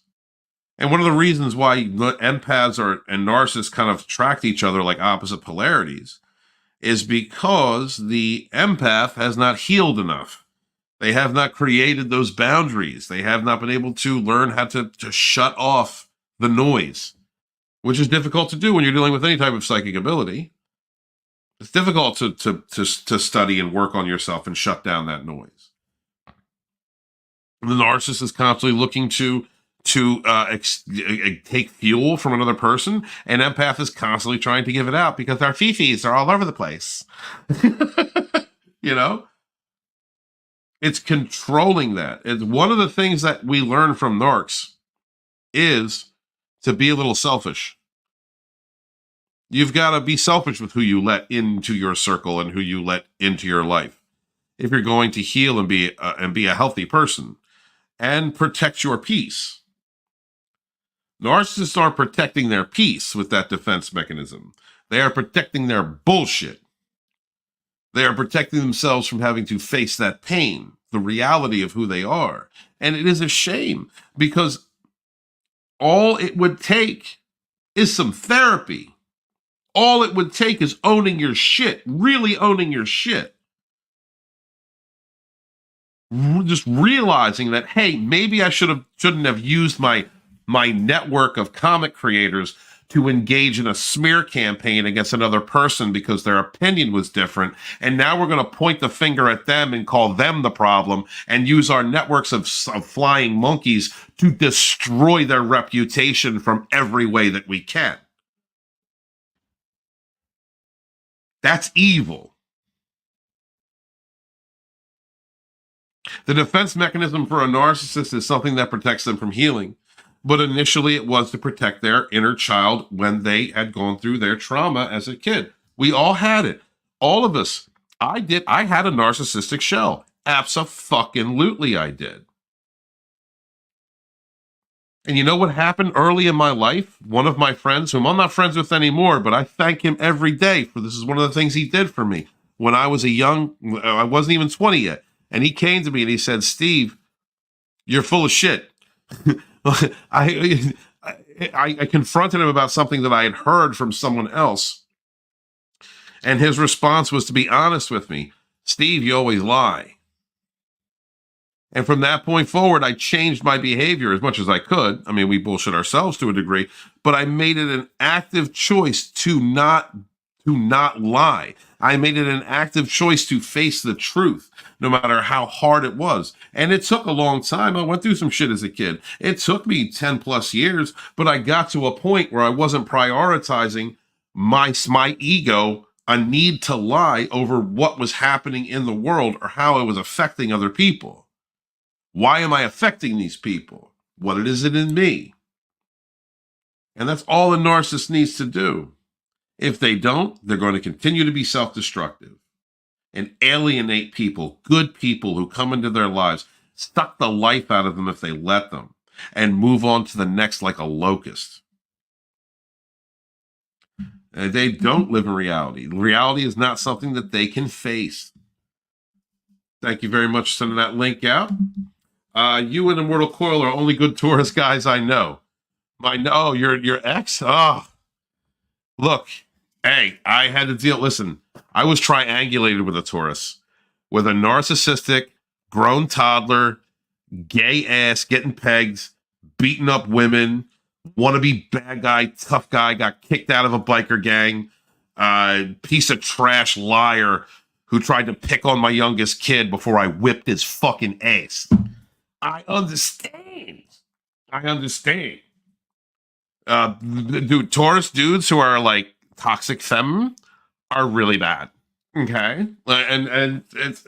I'm sorry. I just want to say that all negative Tauruses out there do not represent the balls that Walton displays. Right? They do not represent real men, real Taurus men. Ladies, let me tell you about real Taurus men. We are loyal to a fault. Don't get us upset because it might take a couple years for us to calm down, but we will always be there for you. To a fault. We will believe in you. We will be your rock. As a friend, we will always be there. We will give you our real opinion. We know how to sugarcoat, and we might be a bull in a china shop when we get a little bit excited. But we are emotionally intelligent. We are stabilizing forces. And the most of all, the one thing I can say, I think the most defining quality of a Taurus, we are loyal friends to a fault, hurting ourselves. The opposite of that is an emotional hodgepodge of estrogen, sac, and mental and physical abuse. All right, completely unstable, unreliable, stalkish, hoovering hobgoblin, liar. That's the opposite end of a Taurus. I'm sorry you put up one of those, Deborah. That thing did not represent us, sweetheart. Scott says, I have a narc playlist on my channel with about 240 videos so far. The best of the best. Guys, check out that. Put that playlist out there for everybody else in the Dragonstorm community. Would you, Scott? So they can go check that out. I need to check out a few. Deborah says, sometimes I get Chinese telemarketers leaving. Oh, never mind. Sorry, you guys are talking. Illuminating man, Putin is no more of a narc than Trump or Biden. I'm not sure what direction to take that. So when it comes to Vladimir Putin, I kind of like Putin. I kind of like him.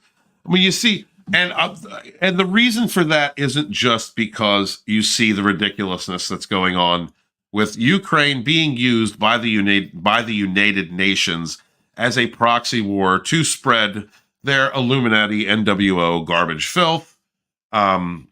It's the pedo rings need to spread a little further. It's not just that. Putin's been pretty consistent when it comes to his positions, and he's also the guy that sent, what was it, like 8 years ago?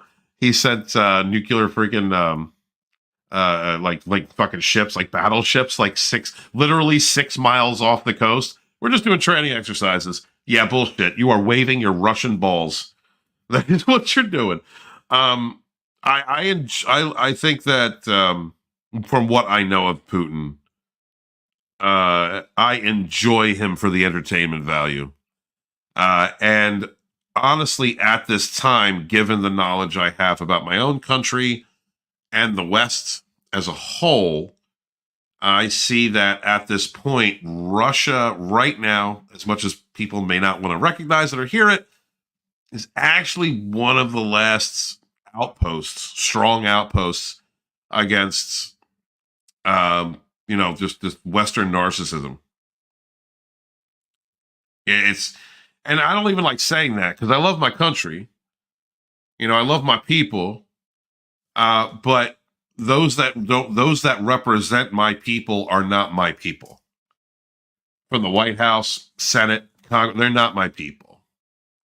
And I mean, we can get it's more of a savage spirituality topic when it comes to the 13 families. But you can see the evidence of it. And they have continually, over and over again, the United Nations has gone back on their promises, to Russia over and over and over and over. They just keep pushing. They just keep pushing the boundary, And unfortunately, Ukraine's caught in the middle. Parts of Ukraine, there's some videos of some parties going on in Ukraine that have nothing to do with war. But you know, these are proxy wars. Like this, I'm totally off topic, but this is proxy wars as we have seen since World War I happening in the Middle East. You know, we can't keep our asses out of the Middle East. We can't let those people just be people. We got to keep whipping them up. And okay, you know, maybe it's time to generationally get over the fact that the Muslims, as cruel as they were, whipped our ass a lot during the Middle Ages. All right, maybe it's time to get over that and stop putting our Western dicks into areas where it doesn't need to be at this time. Okay, forgive and move on. Scott says, I think Trump is a Sigma male, the most dangerous personality to psychopaths. He will destroy them. Bring back, Trump 2024, Scott. Like we're in the same boat, bro. Yeah, I feel everything you're saying right there. But I don't want to alienate people. This is not a political show. And every persuasion's welcome here. I hope you know. But yeah, definitely, I'm right there with you, my man. Deborah says, I think political officials have a little bit of narcissism to believe that they can be president or VP. I mean, well, the narcissism is a part of the human personality wheel. All right, this is why we have narcissists, because that's like the extreme of it. But being narcissistic, I mean, is being confident in your ego narcissistic? I don't think so. Being confident in your abilities and who you are. Because that's the opposite of dealing with narcissists, you know? Like one of the things that you learn, Deborah, I'm sure you've been through this, once you have narcissists who understand that that's a word and that people are recognizing them for what they are, the very first thing they will do is point the finger at the people they're abusing and go, you're the narcissist. That's the lies and aspersion, gaslighting, blame shifting. It's the first thing that they're going to do. So narcissist, I mean, much to what Scott just said here, a Sigma male, right? Sigma males are so confident in who they are. A Sigma person is so confident in who they are that they don't need any kind of adulation, any kind of reinforcement from anyone. They are confident in who they are and what they're doing and that they're making the right choices. And that is the opposite of a narcissist. So I would hope that some public officials, some of them, are more Sigma than narcissistic, you know, or are Sigma and not narcissistic. So, I mean, that's how I see it. Because I just don't think that, you know, narcissism, as much as I believe that there needs to be more awareness as to what actual narcissism is, narcissistic personality disorder, or being narcissistic, which is a toxic trait. I think that there are cases where like that word may be overused or misplaced. God knows. Look, I told y'all, I'm tired of trying to diagnose Narc X. I'm done with it. I was a narcopath, narcissistic sociopath, narcissistic borderline, somatic narcissist, all this shit. Like, I'm done with it. It's toxic. There's some toxic shit going on. I know that shit's toxic, and I'm not going to deal with toxic. Like, that's where I'm at. So there are so many different types of narcissistic behaviors, so many types, and not just that, but borderlines, BPDs can be narcissistic. Psychos can be narcissistic. Sociopaths are definitely narcissistic. You know, but that doesn't mean that they're all narcissists. Anyone can be narcissist. Anyone can be narcissistic. Having confidence in who you are and projecting that confidence and, you know, having faith in your ability and loving yourself and being driven and goal-oriented, I don't think that those things are necessarily narcissism. I don't think that's narcissism. I don't know if that was what you were trying to say, Deborah, but like, that's my response. Let's move forward. Angela says, I don't think that Trump can turn things around at this point. I think that is a shadow government and Biden is their puppet. Have you seen Biden? Like Biden? Oh my, have you like really? Like I don't think he's real. I don't think he's real. But told us at a town hall, I think it was in July, that I don't think I don't know. He's wearing a skin mask. That is AI. I don't understand Biden. Anyway, so but I must tell you, I don't have a near-term answer. Let me tell you a story, Angela. You might enjoy this. I know I'm kind of going off topic, guys. It's toward the end of the show, but I'll tell you a story. I used to work at a casino in Delaware, and I would work overnight shifts a lot. And one of the people who would come through was a professor. And I'm not going to say what university he was at, but he was from the Wilmington, Delaware area. And he knew the Biden family. And we were discussing if Joe Biden should run. I was years and years ago, when Obama was leaving office. Should Joe Biden run? And my friend said, no, not unless you want cocaine and hookers in the White House. That's what he's talking about. He said, I remember when Joe used to come through such and such a bar, and you would go right to a back room. There was a back room that, in this bar. And it was just to do blow and drugs. And, prostitutes would go back there and this and that. This is all allegedly, by the way, YouTube.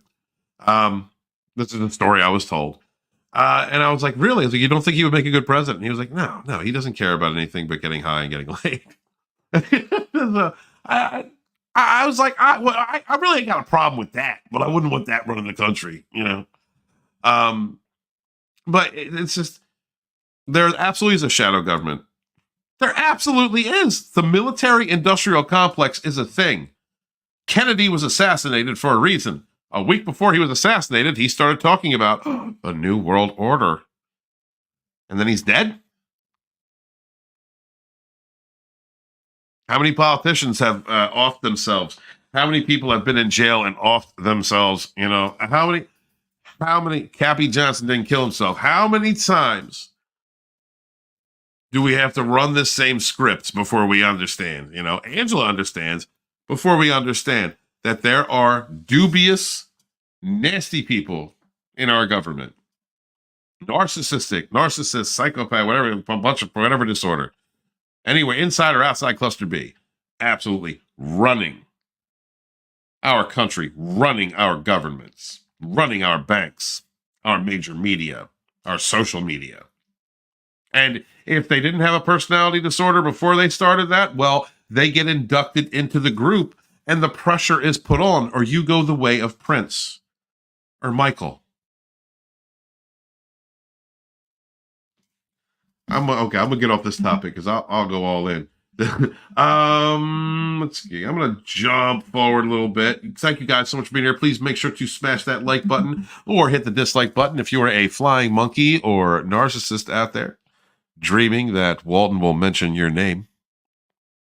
It's not going to happen unless I wanted to. Please hit that dislike bar, that like button, share out the link, and please subscribe to our Mortal Coil.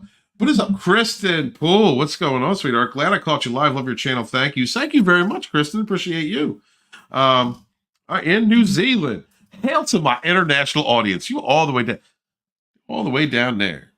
My big tit sister from down under. I don't know. I like to say that didn't work.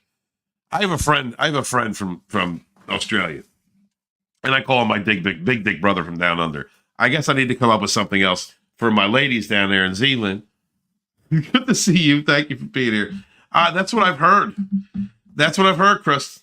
You guys, they're slowly chipping away at your rights to defend yourself. Slowly chipping away to destroying your. Well, they took your ability to defend yourself, right? The government's up here. Listen, we got to put out some Kristen. Listen, Zealand. All right. The white people up north are crazy. All right. We need you to save us. All right. You're in a whole different hemisphere. We need you to save us because we don't know what we're doing up here. We're creating wars and putting pedos in positions of power. It is insane. I understand. I understand. It's horrible. Y'all gonna make me do drugs. Absolutely horrible. Narcs are everywhere. They absolutely are. Absolutely. My MC Mike does say narc perpetuate their own garbage heap. Yes, they do. They're your garbage collector, first off, and they keep collecting, don't they? They just keep it a pushing, keep it a rolling. Immortal Coil's phone must have died. Guys, please subscribe to Immortal Coil. He was here earlier. He had a problem with his signal. It's his birthday. Give him some love. Share out a video, if you would, from his channel. Angela says the number one thing that helped me recover was learning how to detach emotionally and physically from the narcissist. There will be pain, but yet you can live with it. Yes. It was hard for me to do too. I'm going through this, before a couple streams ago, where there was a sexual attachment that I had because of what I went through as a kid, and like how my codependency operated with my narcissistic relation, or that narcissistic relationship. My relationship, that manipulationship.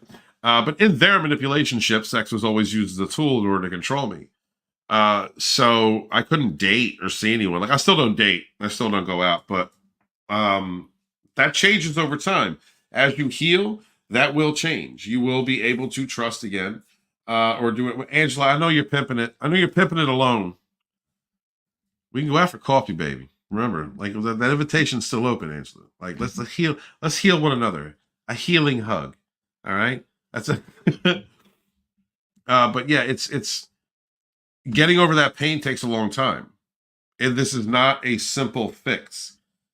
I think that one of the reasons why it takes so long in order for us to heal is because our past traumas are exasperated. The narcissist will dig into your past and figure out what makes you you when you're sharing your most intimate secrets, your most intimate thoughts with them, and they will dig in and then stir those things around and then try to exasperate them. So we not only have to face things we may not have healed from in our childhood, but now we have to detach the association from the experiences that we went through with the manipulator. And so it does take a long time to heal, but like my love to heal, like, I'm never going to I want to preach about, finding your heart, repairing your heart chakra. Love isn't dead. There is somebody out there for you. And part of that, honestly, guys, is because I need to believe it. I'll be straight up with you. I don't want to give up on the idea that love, that love exists. I don't want to give up on that. All right. So we can't let the toxic people win. So you never know, Angela. Somebody might come through and knock you off your feet, sweep you off your feet, sweep me off my feet. Who knows? And I think if we're healed enough when that takes place, maybe we'll be able to take advantage of it, because good hearts should not be ruined. Let's see. Oh, here, Kirsten out here preaching. It's fuckery getting over one of these motherfuckers for sure. Love your content. Hell, sister, you got the right attitude, Kirsten. I can already tell. Kirsten. You already got the right attitude, Kirsten. I can tell. We'd get along. Couple pints, you and me, the bar wouldn't stand. That's how it rolls. What's up, Kevin? Good to see you. Hell, I love New Zealand. Kevin, my Christian brother out here. Keep it real, my brother. God bless. Good to see you again, man. Love seeing you in my chat. There we go. Okay. There we go. You got a YouTube channel? You have... Really? I didn't know, honey, and I'll subscribe to you. You have a wrench. Put a link for your channel in the description. We help others rise here. We rise together. We support one another. That has always been a culture of author Stephen Walton, and that will continue on to Dragonstorm. Let's see. Scott says, don't give up on love. We had it before. We just got fooled by the narc. It's still out there. Just have to wait for trust to come back. And trust in yourself, Scott. We let ourselves down. We allowed ourselves to be manipulated. We allowed ourselves to believe lies, to prioritize someone need to lie just so that we could, the chance that we could be there and be that extra step they need in order to heal. They never chose to. And it's, so, in that way, we made those choices and we failed ourselves. It's difficult to get through, but trusting yourself, loving yourself is the lesson we learn. Who to give our time to, who to give our compassion and kindness and our empathy to. These are the lessons, our boundaries. Creating strong boundaries. Knowing our worth. These are the most important lessons, I believe. Kevin says, dumping a narc is like passing out a major kidney stone. Very painful. It will cause some blood loss, but needed for your health and life. Well put, sir. That might be the comment of the night.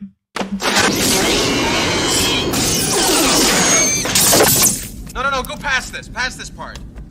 In fact, never play this again. I never want to play that part of my life again. Can we just go past it and be done with it? Hail, brother. Good to see you. Kirsten says, I never knew these idiots existed before this bullshit, but lesson learned. Kirsten, that's so I don't know if you had the same experience I did, or some of us did, but like I discovered that there were narcissists all throughout my life. I discovered my father was narcissistic. I discovered things about myself that were passed on because of the way that I was brought up that were narcissistic, you know? And so like the whole world opens up when you begin to understand yourself and look at who you are. And then like, it's like, dude, these eyes that you get, they work in retrospect. All of a sudden you understand why so-and-so did something 10 years ago. And you were always befuddled. Why so-and-so, why the hell did this happen? And then you understand because you dealt with a narc. Oh, they were a narcissist. They were full of shit. They didn't want to take accountability. They didn't want to own up to being a better person or own up to what they did or work on being a better person. I get it now. That's why they're a piece of shit. And just imagine this. They're only going to get worse. You don't ever need, that's why I was saying earlier, you don't need revenge on a narcissist. They are always going to, they're perpetual children. It's always going to get worse unless they make the choice to heal themselves. You know? It's a shame. I feel bad. I feel bad for the mortal Coi1. It's his birthday and he wasn't even really able to be here. So I think maybe we'll make up for that at some point in the future. This is a sage and savage show. Kirsten says, Lodonis, your channel and your delivery has been, for me, the sledgehammer learning I needed. Oh, sister, I appreciate you. This chat, the chat that you guys have been a sledgehammer for me too. Been plenty of times when I've taken the wrong direction or I've been thinking in the wrong way or I fell back. Because I fell back. I fell for the Hoovers. I absolutely fell for all the Hoovers that happened in the past. And I needed that smack, you know, on my head. It's a process for all of us. And I'm glad you've been here along the way for the healing. Just like Beth, Scotty, Deborah, Kevin, Angela, and MC Mike Does, and everybody else that's been through here. You know, we help reinforce one another. I have seen my recovery began, or my awareness began, the education phase with other content creators who are making narcissistic abuse awareness content. A lot of life coaches, talked to a couple, and if it wasn't for them leading the way, I wouldn't be gotten as far as I did. I've always been a fiery, boisterous personality. I project ego, and doing that kind of sets me apart. I think makes me a little different, but I just went with it, good, bad, or indifferent. But it's honest to God, it's been you guys. It's been people in this chat, it's been the Dragonstorm community. Like, we are Dragonstorm. It's been you guys that has helped me continue on. Every time you guys have like subbed or liked a video or shared something out or videos hit, the comments that you leave on my posts and my videos, like I read through all of them because it all means something to me. All of you guys have helped me to continue on, and I greatly appreciate you. So thank you, sister, and you are welcome. And it's good to see you in the chat. It's good to see you live, sweetheart. Let's see. Kevin says the kidney stone apology wasn't mine. It came from my internet meme. From the internet meme, it will pass like a kidney stone, but it will pass. It don't matter where the knowledge came from, bro. That was some solid wisdom. Thank you for sharing it, Kevin. Thank you. It's easy to fall for a Hoover. Yeah, but eventually you gotta like wake up. You know, it's eventually you gotta wake up. Look, that person coming back and whispering sweet nothings and I've changed and, you know, actions not words and this time you can trust me and here's some vagina. You know, depends on what it is. I fell for it, you know, but we all do. And part of it, I think, is a trauma bond, and part of it is genuinely wanting to believe that a person is ready to change and ready to take advantage. But eventually you've got to get to a point where you have destroyed so much. You have trusted time and time again. You have been there and been supportive financially, medically, mentally, emotionally. You know, and you're just destroying your life. You're just falling apart. Everything in your life is falling apart over and over again. What is the common denominator? The narcissist is the common denominator, that toxic person. Stop putting faith in a person who is self-destructive and will never value what you bring to the table, that will never be honest, that will never put in the effort to change, that will never put in the effort to be a better person. They just want to be a hoe bag, backstabbing piece of shit. Let them. One of the wisest things that I've heard from Sporky News Podcast and Immortal Coil has been to care about someone from a distance. Because I'll be honest, it's difficult for me not to care about a person I've known since they were a teenager. You know, that I've had feelings for 30, almost 30 fucking years. But when it comes to somebody who's toxic and they're never going to better themselves, and they're never going to take accountability, and they're always going to lie and create fantasy versions of events in order to protect their need to protect the lie, there's nothing you can do. And you've got to learn how to care about somebody from a distance. Like, that's the best that you can do. Taking accountability for ourselves is very important. How do we fail ourselves? What choices could we have made better? I think these are very important lessons in bettering who you are, becoming the best version of yourself. And if we don't do that work, then you're just going to stay broken. And you're probably going to hook up with the same or a different narcissist or toxic personality at some point in the future. It's hard work. It's not supposed to be easy. It's why narcs don't do it, because it's hard work. But the benefits of it is being a better parent, a better sibling, better child, better person for others. So, I mean, that's the hard work, Angela. You know what it is. You know what it is, sister. You are Dragonstorm to the core, baby. Let's see. Anything else I want to hit up? We've been about hitting the 2-hour mark. I don't think we're going to hit Dragonstorm overtime today. Understanding there is nothing you could do is paramount. Right. Absolutely, Kirsten. There is nothing you can do. You only have control over yourself. You can only make choices for you. Narcissists want to control others. That's a toxic way of being. If you're trying to control somebody else's actions, then that's not love. That's control. But you can only control yourself. Love yourself enough to discern where to put your energy, your faith, your attention, your kindness into.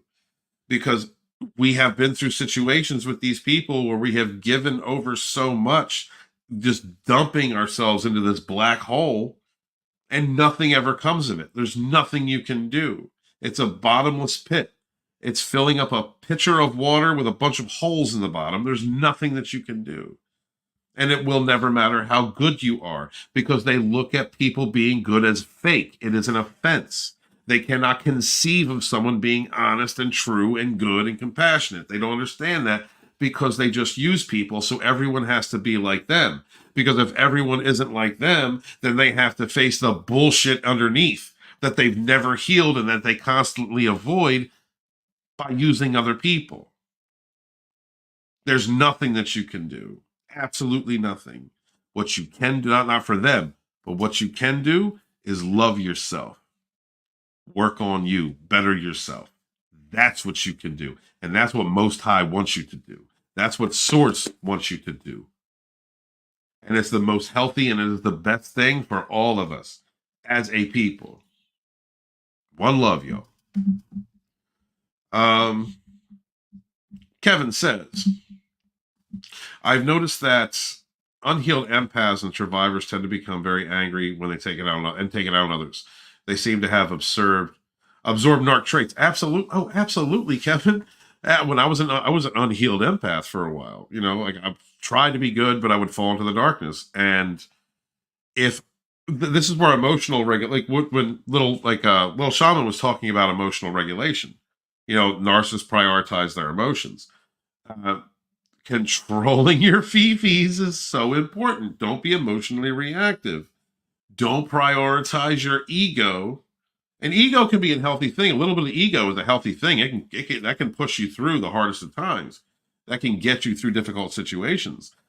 But if you prioritize your ego over others, like reality, if you prioritize it to where you are hurting others in a way where you can help not to, you know, competitive situations notwithstanding, then you are being narcissistic. If you allow your emotions to run wreck, if you don't have control over your passions, then you can damn well be narcissistic. And unhealed empaths, see that, and that's the track, like I was talking about that earlier, between narcissists and empaths. They have the same origin story. It's the choices that they make as they progress. Do I heal or do I bullshit? Those are the choices that are made. An empath may not be able to become fully healed unless they encounter a narcissist who has chose bullshit and has to go through the ringer. That's the way that I look at it. Like, it's crazy for me. I look at it like another soul made a promise to me before I came into this life that they were going to hurt me as hard as I needed to be hurt in order to learn. And then she did her job. That happened, and that person did that job. So I'm thankful for that, but I don't want it in my life again. That time is over. That lesson has been learned, and now I'm a better person for it. Angela says, "Here's the thing: the person that you cared about is not real. The real person is the narcissist. Yep. And that is true. The narcissistic people emulate, absorb, take from heavily whoever it is they are love bombing or whatever social groups they are in, in order to make themselves more likable, or in order to maneuver within that social group or manipulate that situationship more readily with more knowledge and ability. Sorry. It's not the real person. Every now and again, though, I have to say this, Angela, like, maybe this is my experience. Honestly, I did know NarcX for a long ass time, over periods of time. There were moments when I could see the wall cracking. The last Hoover, that night was cracking. It was I was looking at 15-year-old so and so, and it's difficult to see that for me, because it's like you want to heal that person, but you're disturbed. I was disturbed and cross-eyed, could not believe what I was hearing or seeing. I think that in most cases, if you're dealing with a narcissist, in cases where you are dealing with a narcissist whom you've just met or have only known for a few years, you didn't know them in their deep past, then yeah, it's an onion. That's an onion of faces. There's like tons and tons and tons of faces that have been mismatched over top one another, falsehoods and fakery, that there's no way to figure out. Like, there's just no way to even know if you even catch a glimpse of the true shattered, distorted, painful authenticity at the core of that broken person. Let's see. Oh, he's agreeing with Kevin. Don't do that too much. Kevin gets crushes. Look, first off, you see that man, right? Kevin is a for real dude. All right. I'm not saying he'll fall in love quick, Kirsten. I'm just saying If you ain't with nobody and you come at him like that, be prepared. He's the real deal. He'll be with you your whole life. He'll love and honor and cherish and not all that. Just watch yourself. All right. Don't let the Asian eyes fool you. He's well hung. All right. Jessica says, for me, I have to keep my mind that he is a psychopath. And if I choose to gray rock him, he's going to explode and get mad. I mean, you got to do what you got to do, Jessica. First off, excuse me. Pardon me. Jessica, you are a highly intelligent woman, and no one else went through this experience other than you. If he's a malignant or a psychopath, you know it. Protect yourself. And protect yourself as best you can. You're dealing with someone who's physically abusive. And understand they have no boundaries. You know. They have no boundaries. They have no care. They have no respect. You are an object. You are not a person. Understand it when you're dealing with someone that despicable. My love to you, baby. My love to you. Kirsten says, excuse me, hard but necessary work, Lodonis. Thank you. Thank you for all the community. Oh, well, we appreciate you, sweetheart. You're a part of this community. And we look after each other. We're a little batshit. Understand, Kirsten, understand. We're narc abuse survivors. Okay? We're all a little batshit. So you fit right in. We're all crazy. All right? The Trainwreck Express is going to come to New Zealand. We get the 50,000 subscribers. We are coming to New Zealand. The tree in a mortal coil. Choo-choo coming through. And we will convince you of your worth and sleep on your couch and eat your food. Just for a night.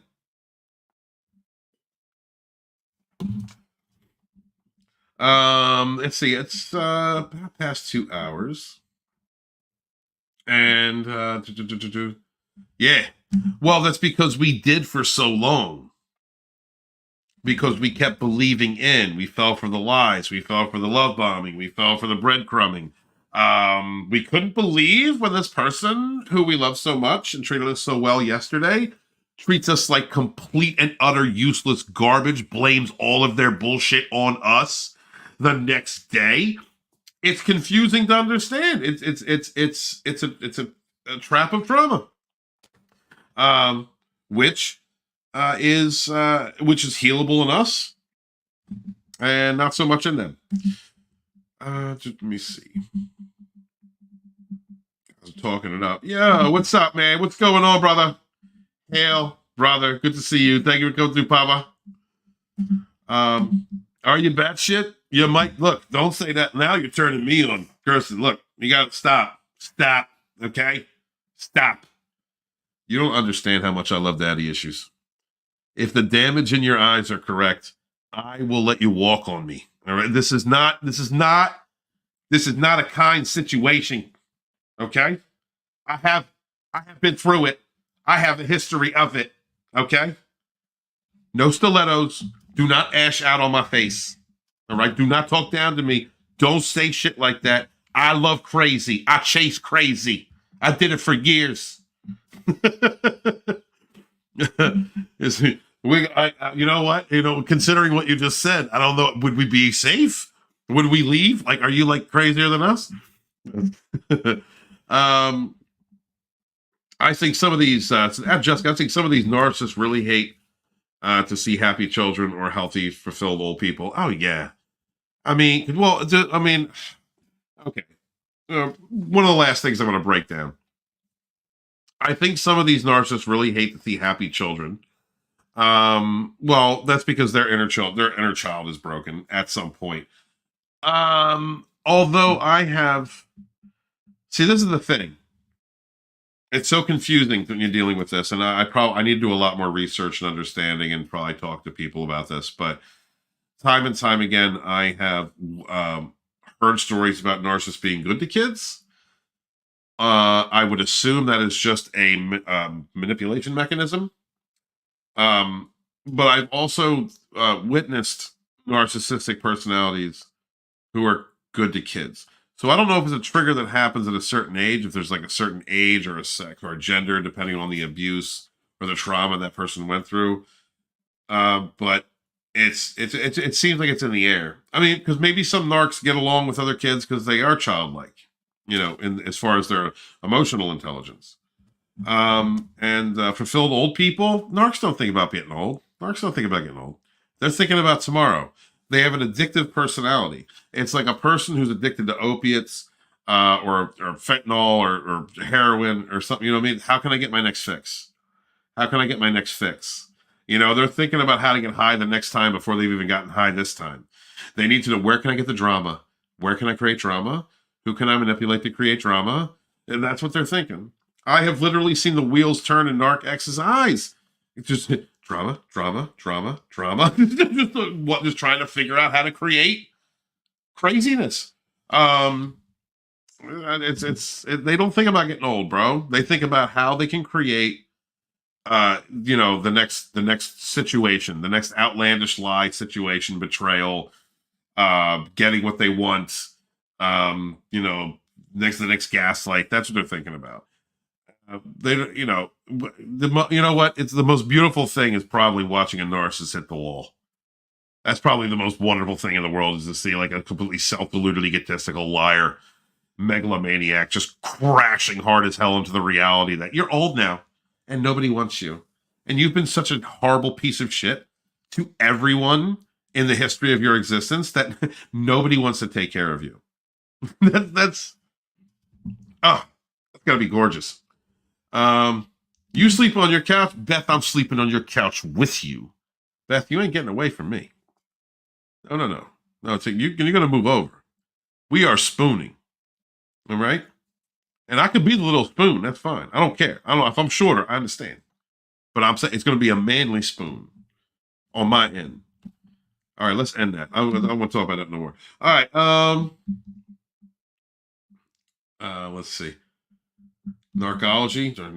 Oh, are you bringing up like another one? Another person we should follow? Scott says, I heard some narcs love kids until they're old enough to have their own opinion and establish boundaries. Then they throw the kids under the bus. Absolutely. Well, you can't use a loyal fool. You can't use a tool. You can't groom. You know, it's horrible. The deviancy of this, the person A and person B. Like person B is literally waiting for person A's daughter to groom them into being. You know what I mean? They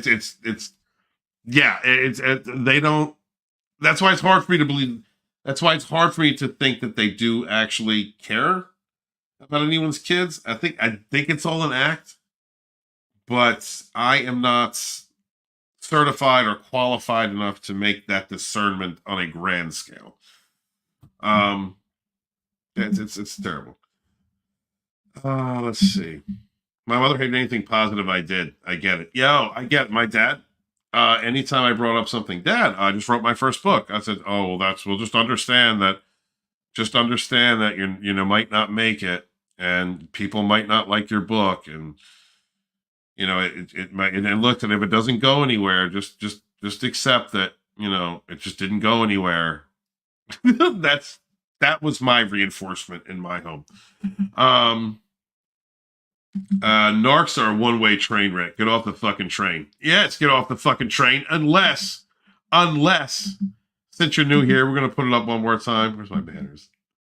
Unless, Kirsten, you are talking about the Train Wreck Express, 50,000 subs. We are going to start traveling the country. Two damaged fucks traveling the world, convincing you of your worth, teaching you the middle finger boundary, the art of savage spirituality. And we are going to be filling souls and stuffing holes. Are you prepared? Are you prepared for that? Guys, I love you. I think I'm going to shut her down. Please remember to subscribe to Immortal Coil, if you would. And just send him a happy birthday wish. Go watch the Savage Spirituality from last night. I didn't show up until hour number 2. I was working all weekend. I am sorry. But we did go on for 2 more hours, and it was a lot of fun. So I'd also like to thank, oh, come on, where'd it go? There we go. I also like to thank The Little Shaman. That was a really excellent video. And please, look, there is a link to her video in the description to her channel. Not that she's very successful. She has 87,000 subscribers. Congratulations to her. If you enjoyed this, please leave a comment letting me know after the stream is down. And also let me know who you guys would like to cover next. There's a whole list of creators that we're going to be taking a video at, breaking them down.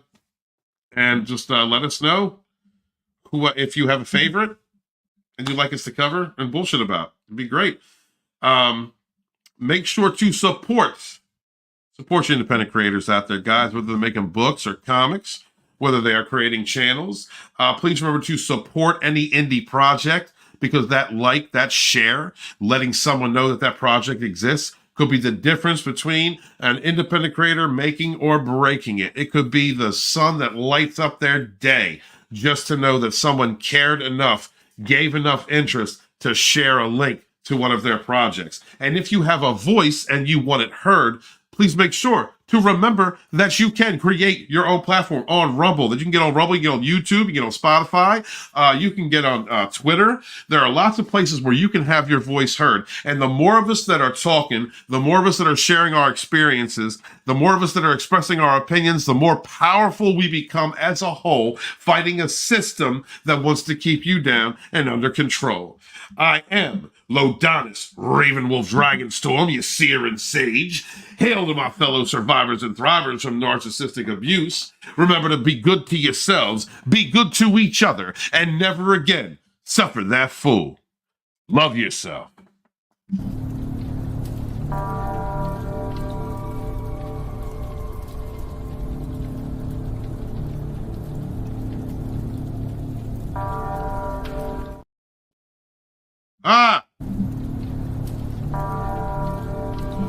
I screwed up. That was on me.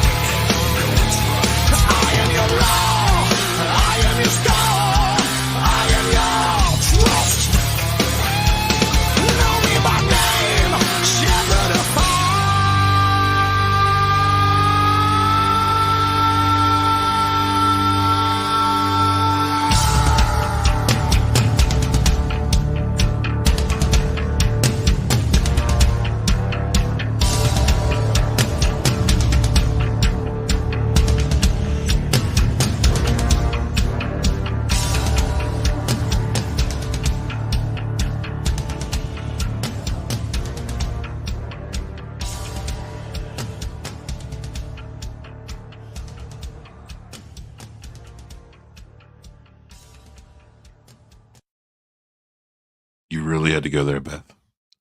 You really had to go there. Aren't you toxic enough to know to wash your bits? Aren't you toxic enough to know how are you supposed to manipulate me if you're not coming at me with it shining and gleaming? How are you supposed to drain my bank account, to talk down to me, to step on me with stilettos and ash on my face if you're not keeping it clean? I'll be, oh, fine. If that's what y'all want, I will remind you, narcissists don't wash their ass. Narcissists don't wash their hands. They don't wash the ass. They don't care. They just handshaking you after playing with their bits. They don't give a damn. They ain't washing the ass. They're rubbing you. They are Amber Heard taking an amber turd in your bed. Okay? So please, for the love of the gods, I am author Stephen Walton, the Fandom Menace historian. Your historian, born in the chats of the High Council with my brothers and sisters fighting for our modern mythologies. Wash your hands, wash your ass, be good to each other, yet suffer no fools. Peace.